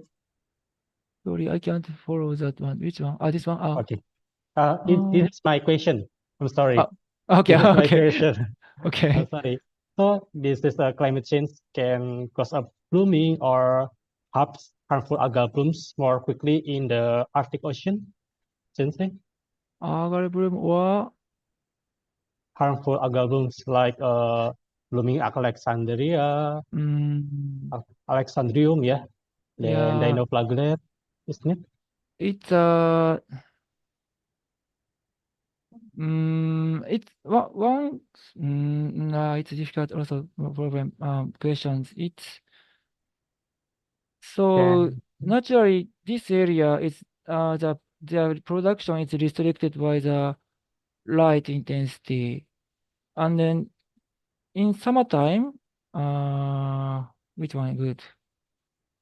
Sorry, I moved to the other ones. Yeah, this ones. In summertime, the surface nutrients completed depletion, almost not the low of the detection levels. So, but even that situation, the dinoflagellate can grow because they can swim and they can store the nutrients in the bottom layer in nighttime, and sometimes in daytime they can go back to the surface by swimming and start growing up. So maybe summertime the warm and then warm and long open the longer period is maybe resulting in the increasing the harmful algal species production. And of course the springtime so again the maybe sea ice retreat timing is much important. So now I think originally this area, the ice algal bloom is maybe important role to because this one ice algal has sometimes a huge volumes. It's about 20 centimeters, also 30 centimeter. That was after that is quickly descend to the sea bottom, and then bentos grazing that one. But now is a more open water production is dominated, so that is only occupied the tiny diatoms.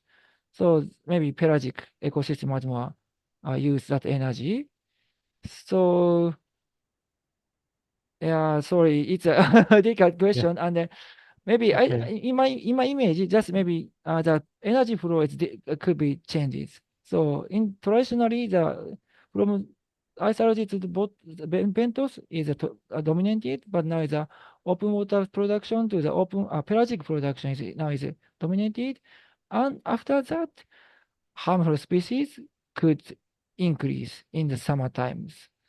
So, but nutrient balance is important work about this kind of work. So, yeah, Yeah, is it's enough for so question answer? it's so interesting, Matsuno Sensei. Okay, so the maybe is next question, the second question from Mr. Fala Sensei. Matsuno Sensei, it's interesting presentation. I have question for you. Is there a case because global warming in this decade has changed the structure of plankton community, and how does it affect the distribution of plankton eating aquatic organisms? Thank you. Industry solids, which ones? Sorry, I can. From Mr. Fala.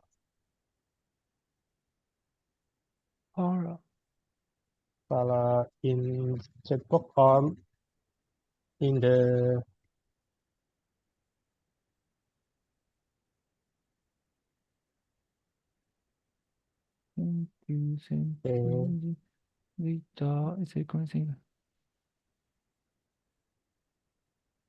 Okay, Farah. Okay. yeah. Sorry. I have a question on you. Is the case because global warming is indicated that changes the plankton community. How does it affect the distribution of plankton eating aquatic organisms? Okay.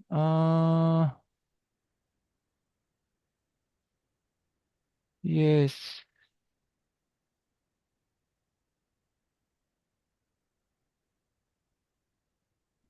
Decadal change, and how does it affect the distribution of plankton eating aquatic organisms?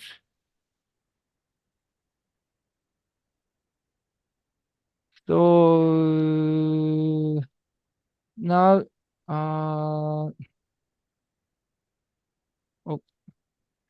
decade. Yeah, it's we have much sample set archives like this one, but still we don't have a good answer about the decadal change of the in this area, because if detecting the decadal one, so we need not only 10 years, more than the 20 years, 30 years. So because if the 20 years, the decadal, we can detecting the two cases, or even the 30 years, we can detect 3 cases. So it's maybe I don't know. Maybe when I will retire in the professor, maybe I will get some good answer. Sorry, I don't have a good answer about the decadal changes. But many scientists try to detect the like regime shift of the decadal changes in the Arctic Ocean. But the one problem is methodologies. So my laboratory also the another USA, the Norwegian and the Russian, they have another kind of the gears. But now again from 7 years ago before, so we starting the standardized mesh size in the whole Arctic. It's a 150 microns. So that was decided by the Arctic International Arctic Science Committees.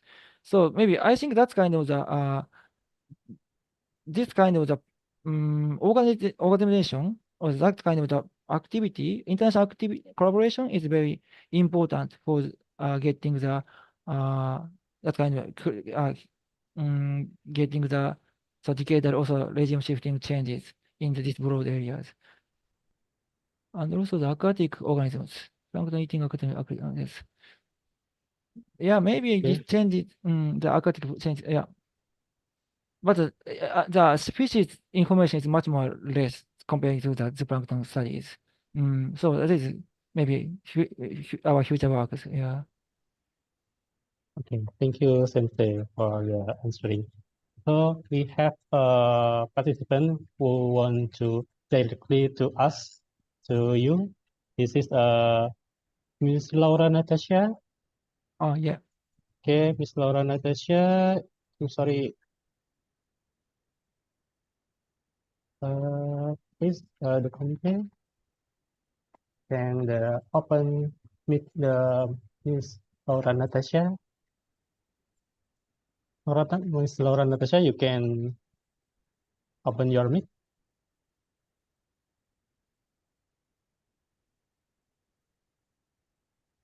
Okay, I'm sorry. Okay, now you can open mic, Miss Laura Natasha. Hello. She's maybe still mute. Yeah. Okay. Okay. Oh. Okay. So you want to ask direct? Good afternoon, Mr. Octavian and Kihei. First all, thanks for giving me the opportunity to introduce myself. My name is Laura Natasha. I'm come from Aquatic and Research Management Study 20 and 23 at Diponegoro University. And I have a question. How long do diatoms get their resting time, and can different species rest in one place at the same time? If so, is there a maximum number of species that can rest in area? Okay, I'm sorry, Miss Laura, you can repeat your question. Maybe the voice is not clear. I'm sorry, Miss Natasha.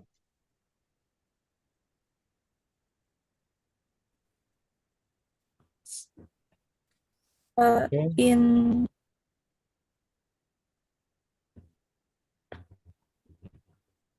Or maybe you can write the question in the chat box if the sound is not clear. It's about diatoms, Mr. Okay. Oh, I'm sorry, your voice is not clear. Maybe your connection is low. So maybe you can chat in the chat box. It's no problem. Okay. Okay, thank you, Ms. Laura Natasha.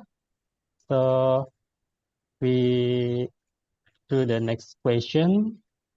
In the third question, this is from my college, Matsuno Sensei. This is from Mr. Fujiono. Mr. Fujiono wrote to us. I would like to ask with the temporal research for 2 years in 2017 and 2018. Are there any similarity in the succession pattern of phytoplankton and zooplankton? Does climate change have a role in the pattern? Thank you. Thank you. Yeah, Sensei. Okay, I can follow that. And thank you for question. Similarity succession pattern. Yes, similarity succession pattern. Yes, I think similarity. The plankton, the behavior, also production is relating the phytoplankton bloom timing, and the bloom timing is relating the sea ice melt timing. So, yeah, succession pattern.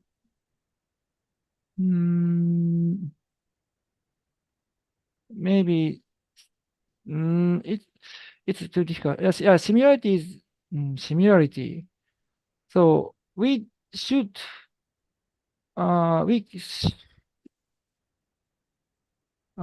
should keep in our mind their life cycles, also their biology. So phytoplankton easily increasing in the water column, and so the example, the atoms can cell division in twice in a day in good situation, but zooplankton, like a copypod, just they have a 1 year or the more than 2 years. Sorry, this species has maybe 2 years lifespans. So it looks like my talk looks like their biological response base is similar, but to making this story, we search the many papers, and then to and making the arranging the story is without any contradiction. So and then but yeah, and also does climate change have a role in these patterns? I think this is one of the this is just case study, and because the CS reduction is now is observing, but of course even the reduction, the trend is not linearly, so just like zigzag changing. So I just comparing the decreasing year and the increasing year, no, normal year and then lower early seismic years. So, but maybe this kind of the temporal changes works. Maybe it should be more. Maybe we getting much more data, and then if we want try testing the more than 10 years or so 20 years, maybe this change is maybe it does not if it does not big, maybe, but I don't know what about that now. So so far, but I think it's important that this kind of we should accumulate this kind of the case study in the Arctic, and then we using this knowledge we can expect the future situation in the Arctic. Okay. Thank you, Sensei. Then the next question from Miss Aulia Putri Ramadhan Tias. This is from our campus. I would like to ask about what if global warming trends continues. So what is the worst case scenario for Arctic plankton ecosystem? How will this impact coastal communities that rely on marine resources? Okay, Sensei. What's your opinion, Sensei? Yes, it's a good question. It's yeah, I show you this one that maybe now I think global warming trend is continue in the in 10 year or 20 year. But and then this relating the of course yes reductions in the Arctic. So in my worst case, yeah, it's maybe like this one. So if the completely deleted melted out the sea ice in summertime, because maybe their pheno their pheno no, their worst case maybe just they could so like a endemic Arctic species cannot be uh survive in the Arctic Ocean, and then maybe subarctic species could be introduce the Arctic ecosystem, but maybe the endemic Arctic species has a original and also their life cycle is adapted to Arctic situations, but the subarctic species does not adapted the Arctic conditions even after the global warming. So it's worst case in my think is that almost no plankton is survive in the Arctic or jellyfish dominated because tiny so here is I was talking about the a little bit bigger the couples like a 3 millimeter, but of course 1 millimeter also the less than 1 millimeter copepods is present in this area, and they have a more shorter lifespan. So that meaning they can more a higher adaptation abilities the climate changes. So but their size is tiny, very small. So this is not good for the fish also the high traffic level. So maybe that kind in that situation, maybe jellyfishes could be also only survived in the Arctic. So that is, I think, maybe worst case in these ecosystems. And yeah, this is directly impacting the coastal communities, coastal local, so also societies. Thank you, Sensei. So the next question. So maybe for the participant, if you want to direct to us to Matsuno Sensei, you can activate your virtual right hand. So don't hesitate to ask to direct. Now in the next question, Sensei, from Yes. the Dr. Kurun Ain. This is also my colleague. She want to ask about in presentation.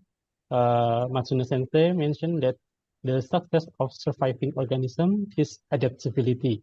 So, what the factor determine plankton adaptation during the global warming issues? Yes. What factor? What factor?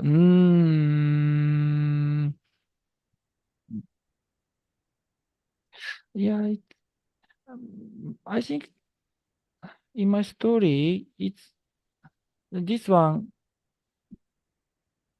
is maybe high plasticity of their yeah, this one life cycles. And this is very famous species. And what I think it is very difficult to make making the like factor about that kind of the adaptations. So just now I just know that they can survive this one, then adaptation factor. So sorry, I don't have a good idea about the factoring about the adaptations. So, but yeah, that is very good, interesting thought of the science. So maybe if we can making the good index of the adaptation, so maybe that is good. We can try the some modelings of the uh, animals can survive in the any situations, and also what is the like a tipping point of the to survive or not. So, but sorry, now I don't have now a good uh answer about the factoring of the adaptations. Okay, no problem, Yeah. Sensei. Okay, maybe we can to the next question. This is from Miss Laura Natasha. She is the one to direct, but the connection is low. This is question, how long do diatom get their resting time, and Mm. can different species rest in one place at the same time? So if is there, how a maximum number of species that can rest in an area? Thank you, Sensei. Okay. It's yeah, so yeah, okay. And so I forgot the detail the period of the maximum resting time, but yeah, it's at least one. It's kind of a this genera, Chaetoceros genera, is a very famous to have a resting stage cells, and several, no, more than 10, no, not 10 years, more than maybe 50 years, maybe they can survive. And so, and I know the other case is that they grazed by the plankton and passing through their gut, and they collecting it from the fecal, but they still alive and they could germinate from the fecal period. So that is also another aspect of they have a very strong uh, so some and also the long life about in the hard situations, and how maximum number of species that can rest in the area. Maximum number. So we published a paper like this one, also another one. So this is I think this is almost maximum number. So we originally this method developed around Japan to detecting the harmful dinoflagellate, and we apply this one in the Arctic for the diatoms, and then maybe this is also almost same level in the coastal of the around Japan. Maybe so originally naturally the coastal production much higher than the offshore region, but this area, so again the sea the bottom depth is very shallow, just 50 meter. So many phytoplankton resting stages can accumulate at the bottom. And also the another thing is the production very high. So maybe I think this is almost highest number. And then even the highest, mm, that is not my, yeah, maybe that is my answer. Okay, okay, thank you, Sensei. So maybe it make me surprised, Sensei, because I know the phytoplankton is live in the column and the surface, but it's in the sediment. So in the sediment, phytoplankton can still live, isn't it? Yeah, it's resting. I call it now is here is a resting one. This is a alive, but does not make the productions, just surviving and low metabolic rating, very low metabolic rating. So they can survive in the sediment. So maybe is the method of MPN method is can be applied in the everywhere in the tropical or the Arctic is can be applied this method, Sensei? Maybe, but so my concern is that in the so the subtropic situation ocean, so maybe dominant phytoplankton is maybe different. So not diatoms, maybe more smaller nanoflagellate, also the another one. So that is depending on the nutrient levels. So trophic ocean nutrient level much more, almost through the years are very low. But but I think coastal area is maybe possible. Yeah, in the coastal area, then if the nutrient level high and then if in the springtime or no, not only spring, it's if you find the diatoms dominant situation in the water column, maybe many resting stage in the survives in the bottoms. Okay, or maybe I will try your method, Sensei, Okay. in this method in Okay. Indonesia. Yeah. It's interesting Yeah. to research. Okay, so we can move to the next question. Yes. Yes. We have from my student, this is name of Mr. Devan. We want to ask about permission to ask a question whether the change in the plankton structure will affect the diet and also the migration of whale species in the area, such as bowhead whales, which are known to migrate through the Arctic Ocean. What's your this opinion, Sensei? Okay, this one, Whale. Devan, Agasti, Echo, visual change for the structure will affect the migration. Oh, you're showing the question that is about the whale species. Bowhead whale. No? CO2 dan menghasilkan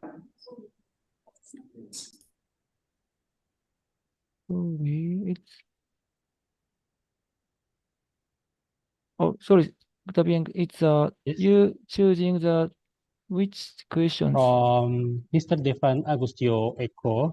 Okay. Okay. Yeah. Okay. I guess. This is about creation of whale species. Yeah, it's okay. Bowhead whale. Bowhead whale. I think yeah, it affects the bowhead whale species distribution because yeah they use which is good. So whales maybe not only maybe around here also here and also here is a very important play area for the whales because one is a biological hot spot. I mean the many plankton accumulated here also here. So the local people, Alaskan people, collect whales out here. This is around near the barrow. So, but if the plankton distribution changing, also abundance changing, so that is maybe critically affecting the bowhead whales distributions. And another story about the whale in this area, much more popular is gray whales. So gray whale can graze in the sediment, mayo, no sediment, that's mayo bentos, the surface bentos.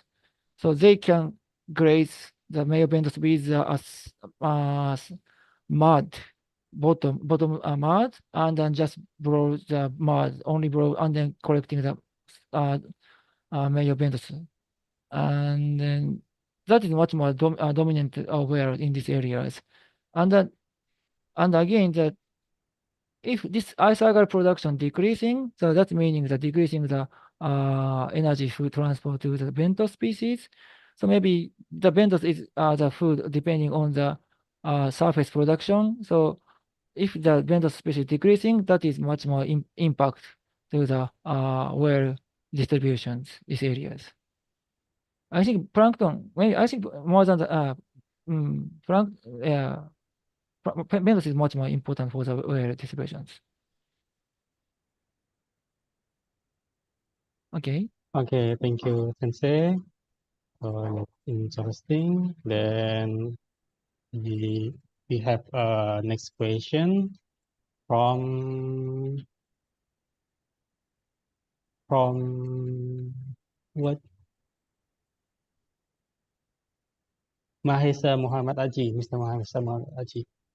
Konnichiwa, Matsuno Sensei and Mr. Octavianto.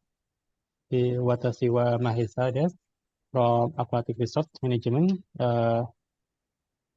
If you don't mind, ask a few questions. First one is, did you face some problem during your research on the topic? If it yes, how do you cope with it? It's a tip for us as a future marine biologist. Then secondly, did you this research all by yourself, or this any crew or another person that helped you through this research? Thank you. Sensei. Yeah, okay, thank you, question. Yeah, this is kind of the question is very important for students. Yes. Yeah, I have many problems during this kind of work in the Arctic. So what? So for example, I show you some photographed and identification changes, species changes in this one. But of course, we found some unidentified cells or unidentified animals from these areas. So that is very hard to get the example correct species name. So I ask some more professional experts from the USA, also the Norwegian scientists, so about what species. How do you think about this one? So that's kind, but they're very friendly, helping my work, and then I was encouraged by the many scientists in the not only Arctic and also the Pacific. So that meaning that I think that like connection is important, and also but the most important is your passion for the science. So if you have good passion or the enough passion or to breaking your program, so that is easy to getting the answers, and maybe many scientists have helps, because the main like me, the many all the elders and the specialists has similar problems to do the progressing the science. So you should you can just ask and call the helps or the scientists directly, and then just you can progressing and your studies and in any the category in any the field. Yeah, and maybe that, yeah, and yes, by myself and or my crew, another person. Yes, it's almost my work. It's my originally major is zooplankton. So in this record, I collected almost I collected maybe from 2008. The black dot is all of them collected by me. That meaning that I joined the cruise and then of course, I asked help in the some operation of the winch, also the uh, organization of the cruise plans for the another scientist, also another crew member. But in this like a Mirai cruise, so I joined all of the cruise and then collecting the samples and then analysis by me. Sometimes after becoming the assistant professor, I ask my student like to as a bachelor course science or studies, bachelor course, also the master course studies, and I advising their um, advising their how to say scientific manners and technology methodology and how to writing the paper and yeah. So today's talk, yeah, this is myself and this is my student work. This is also my student work, and also this is also yeah my student work. So and this is also my student work. They're almost my student work, but all of the ideas are my ideas. And also I advising the methodologies and I provided the samples and yeah and discussing the some resulting to writing the papers. Okay, Yeah. thank you, Sensei. So I'm curious about your zoo scan. Yeah. So what the what with zoo scan we can analyze what kind of the plankton, Sensei. Okay. This scan is uh looks like similar the scan. So yeah, it's a scanner of the plankton image. So we pour the samples this one here and scanning, and we can get the black and white images, and then automatically cut off all of the shade parts, the black images, and that data updated the ecotaxa. It is a online database under the France funding. And maybe you can searching the ecotaxa in the internet. Eco is a ECO and taxa is a TAXA. Ecotaxa. Yeah. It is a very famous and maybe I think it's the biggest database of the plankton in the world. So all of the image of the ZooScan data must update the ecotaxa, and then in the ecotaxa we can identify the each images. Maybe 10% identified by manual, and then the semi-automatically adding the names of the all images, and then we check that is yes or not, and of the all images, and again we get the species name and the size, also the areas. So and we converted the size to, and then we calculate in this like this size. So how many the plankton contained, also the what, and also we calculate by volume, and then we just making the composition in the by volume of each taxons. And this black line is it's a normalized biomass size spectra. This is a very famous method of using the biomass by size spectra. Maybe yeah. So and this linear regression, if the flatter slope is meaning the lower transfer rate, flatter slope is a higher transfer rate, and the steeper slope is a lower transfer efficiencies. So because in this category, so small size to think about the, so this slope, so the larger animals graze smaller ones. So if this one is much more steeper, that is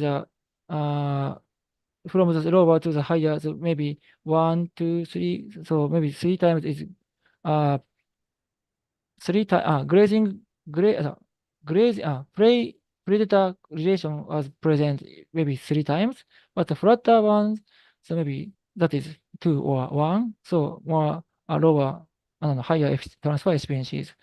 That is a complicated system, but maybe you can know some information about the normalized biomass size vectors. So we using this analysis, we can estimate the transfer efficiencies to the higher traffic levels. Also and basically this can data.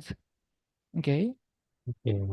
Oh, it's amazing for Sensei. How this Yeah. can we can cut time for to identification the species.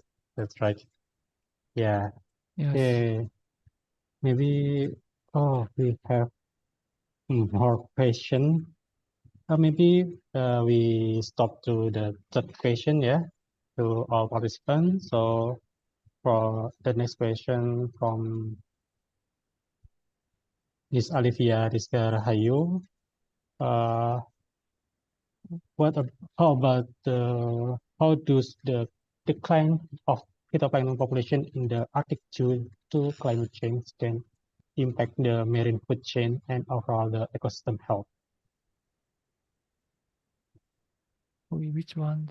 From Rizka Rahayu, Sensei. Anis. Rizka Rahayu. Or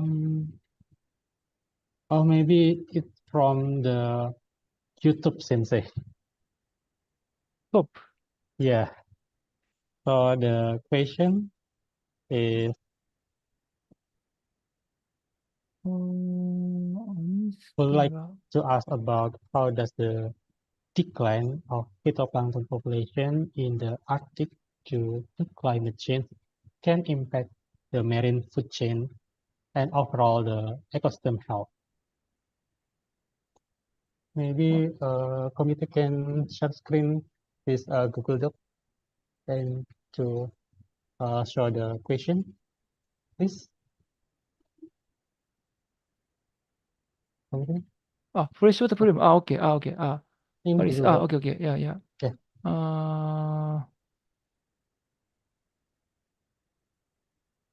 Maybe you can chat in chat box. Okay. Yeah. What impact does changes in marine ecosystem climate? Could you explain? Okay. Freshwater problem and river and the glacier affecting the salinity temperatures.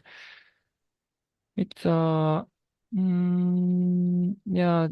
In this story, I explained it very roughly explained. So freshwater plume. So from the river case, so that water just through the surface and covering the surface area, and that was not easy mixing the sea waters. But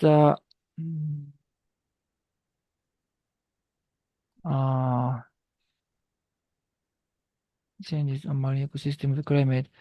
So yeah, river runoff. This runoff water. It's decreasing the salinity and maybe water temperature is maybe increasing, and now is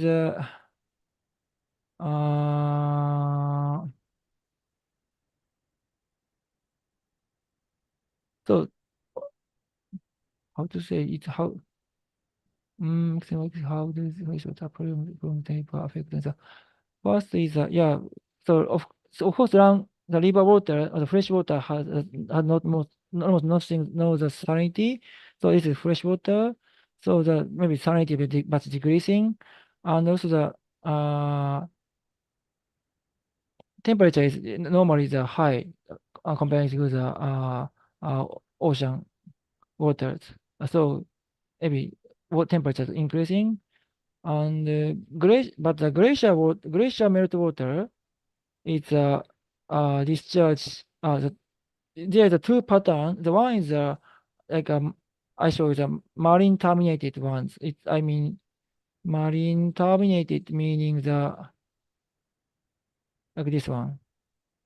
This one just the glacier just directly attach the oceans. So marine terminated. So this is the meltwater coming from the bottom to the surface, and then coming from releasing from the bottom, and this is the fresh water, and decreasing the this area's salinities. But maybe temperature maybe does not much changes because the direct relating. But in land timing case, so land timing case is yeah, this one. So glacier is end of the on the land. So this case is the same than rivers, just meltwater coming from the glaciers, passing through the land and inflow the surface water of these areas. So much different systems, and this is just decreasing salinities of surface waters.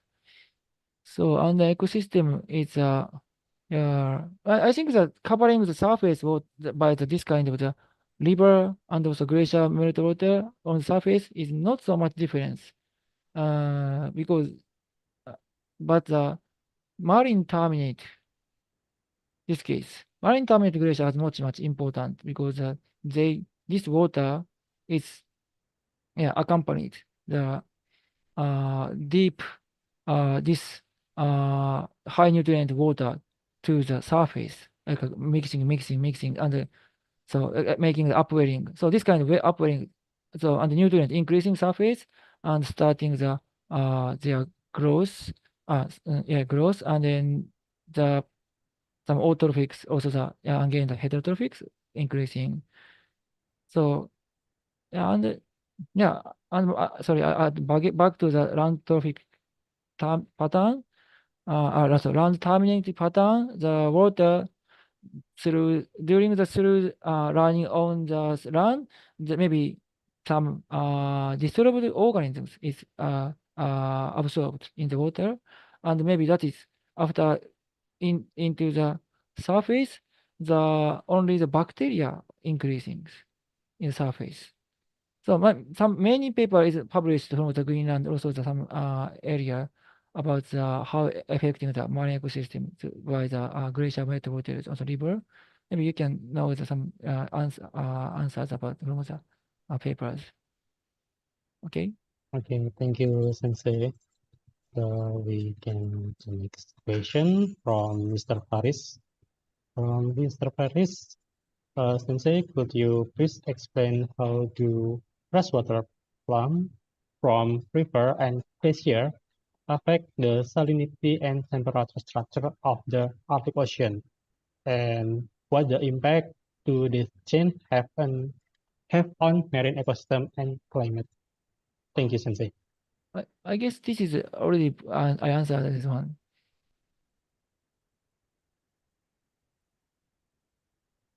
Oh, I think I answered this question.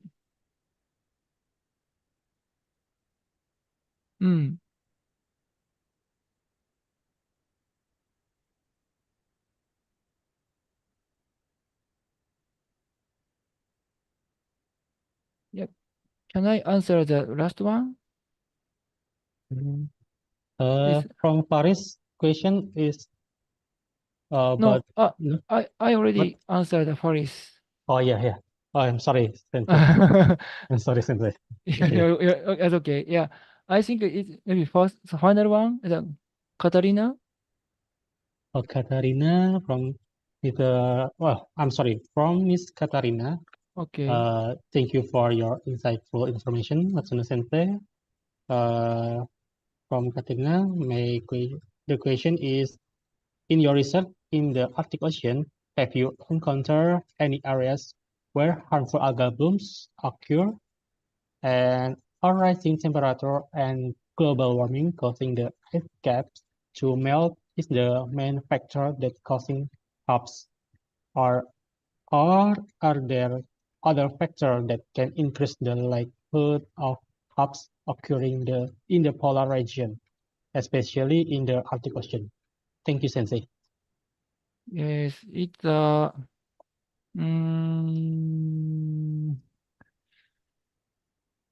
I haven't encountered a HAB situation during the ship-based observation because I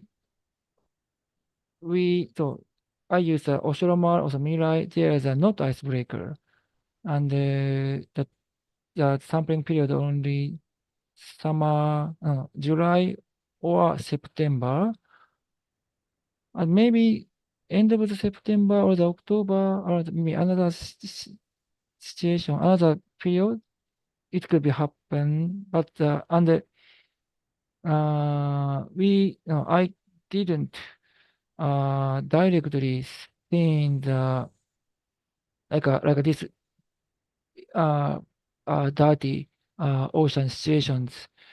But we collect we collect the sediment samples in the Alaska near the Alaska coast area and examine these techniques because some harmful species also making a cyst. So this is not a resting stage here. It is called a cyst. So their cyst can so much cyst contains in the sediment using this. We can really build that one using this method, and we know it's but so we detecting the maybe maximum accumulated cells in the sediment, but we don't have any evidence about the harmful species bloom exactly happened in the water near the Alaska. Maybe that is one problem is the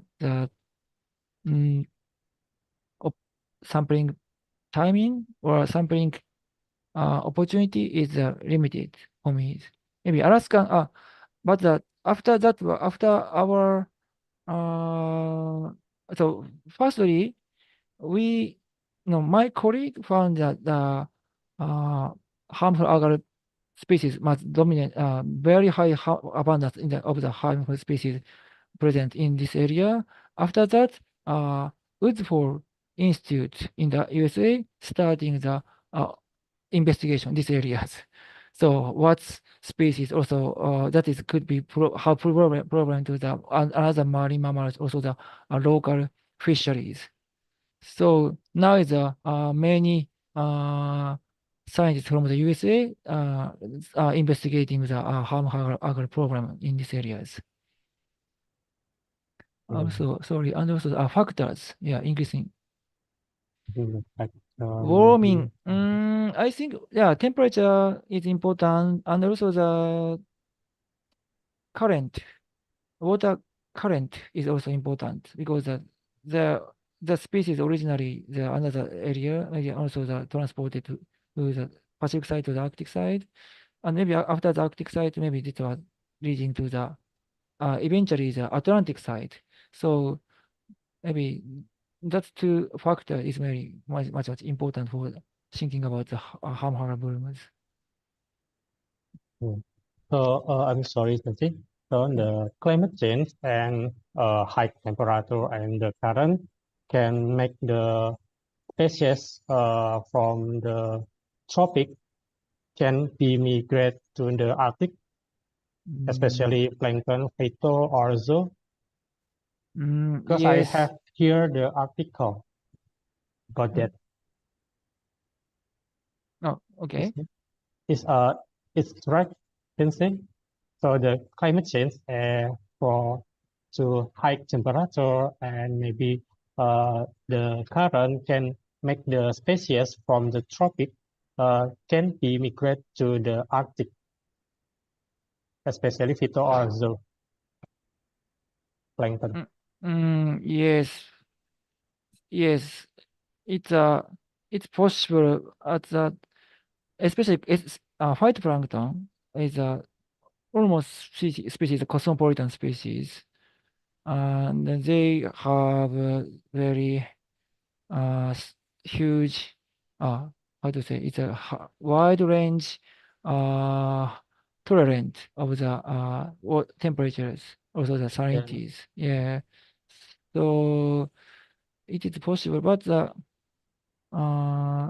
zooplankton is maybe much more difficult to survive in the Arctic, and also maybe from thinking about the tropic situation, tropic ocean to the Arctic, maybe I think it's it should be more. First, we should think about the from tropic to the subarctic or the subtropic oceans. So, and then maybe there, how to say, it's a tolerant. Yeah, I think in my world, in the tolerant of to the temperature, also the tolerant of the salinity, and also the, of course, originally the in each region, the subarctic, subtropic, and Arctic, the originally not only originally species distributed, they have adjust, they are biological like metabolism, also the metabolism aspect is adjusting the each oceans. So but yeah, it's interesting aspect, but we think about I think about the maybe like capability or tolerant of or yeah, of course, or the adaptation the to the environment conditions of each species or the each taxon levels. Yeah. Yeah, thank you, Sensei, for answering my question. So maybe this is a final discussion. Thank you, Sensei. So, ladies and gentlemen, Okay. we finally come to the end part of this seminar. Before I close the seminar, I would like to take the short conclusion from what the speaker have presented. So maybe climate change, particularly the reduction of sea ice in the Arctic Ocean, significantly affect marine ecosystem. It alters the growth and the composition both of phytoplankton and zooplankton. Species that can adapt to this change will survive, while others may decline, leading to the shift in the ecosystem structure and energy flow. Overall, the Arctic Ocean is undergoing substantial ecological change due to warming and melting ice.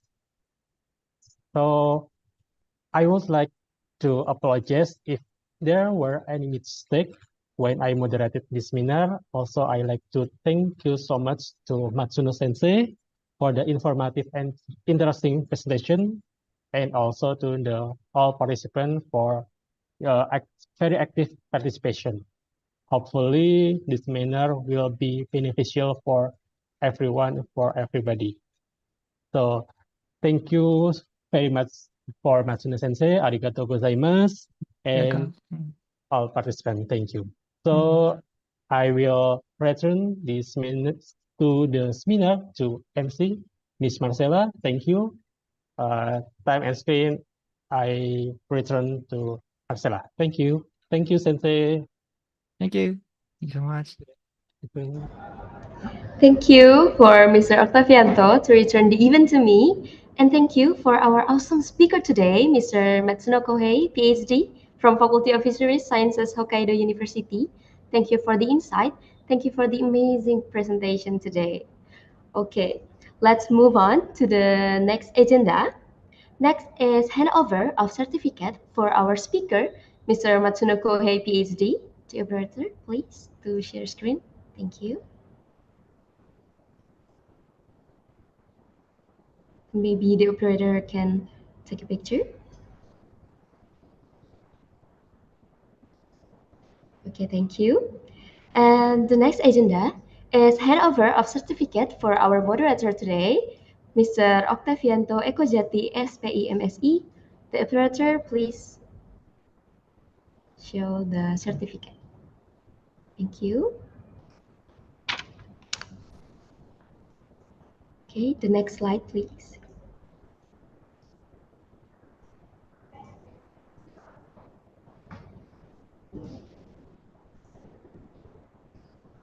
Thank you for the operator.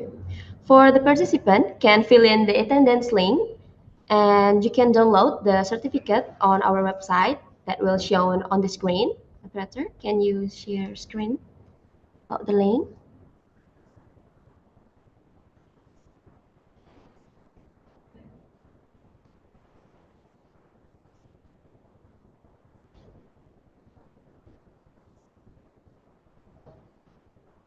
Okay, I'm sorry.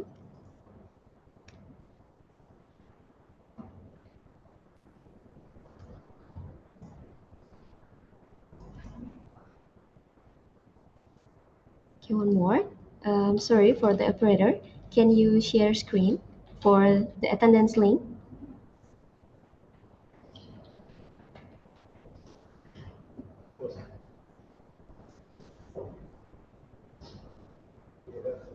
Okay, maybe there's a little problem. I'm so sorry for the audience. Buton.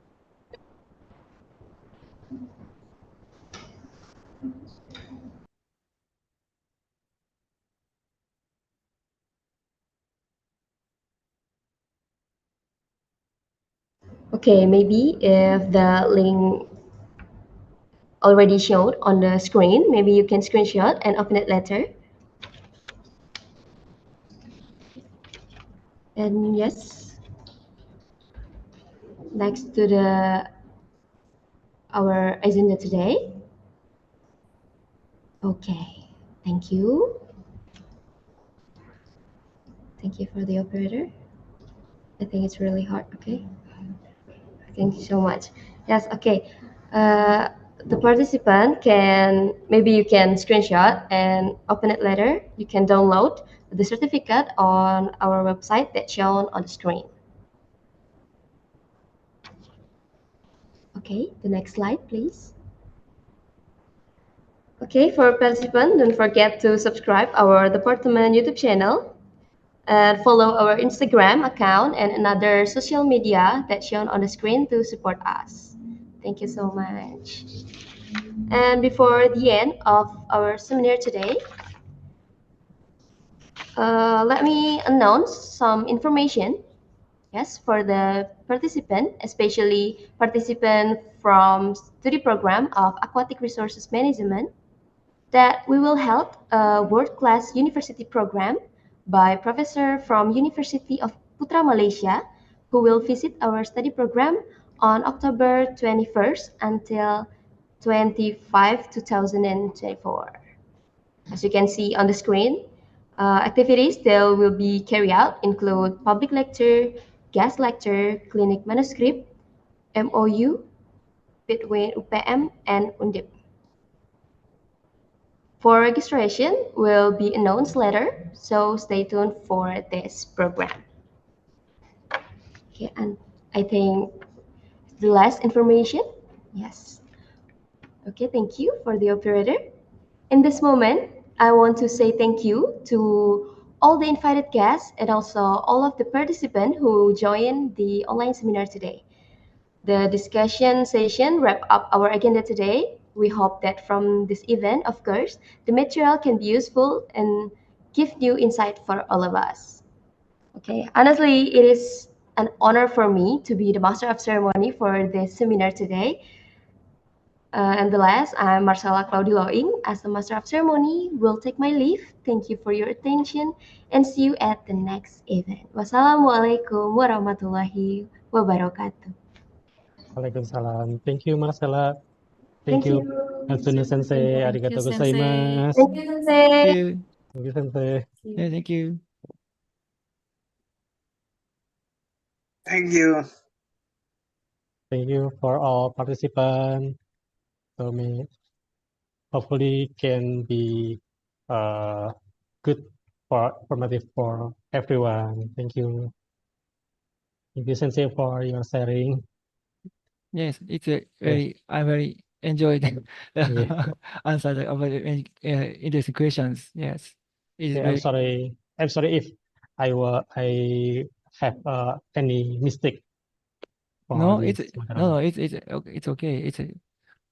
That's not my mistake. So it's very yeah, this kind of the very I have to say it's great important questions. It's like a stimulate my scientific motivation. Yeah. Hopefully we can hopefully I can to learn more from you, Sensei. Yeah. Okay. Yeah, thank you because I just still learn about the Tito and Zoo.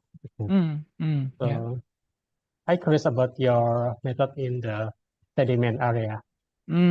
Yeah, maybe we will try, but Yeah. your Okay. method. Thank you for your information. Yeah. If you have, maybe you can get some information about my publication list, but if you need more detail, so please contact me. I can show you that detail. Okay, Sensei, Yeah. thank you. And I have been follow you in research kit. Okay. Thank you. Okay. Yes. Okay, arigato, Sensei. Yes. Thank you, Sensei. Thank you. Thank you, Sensei.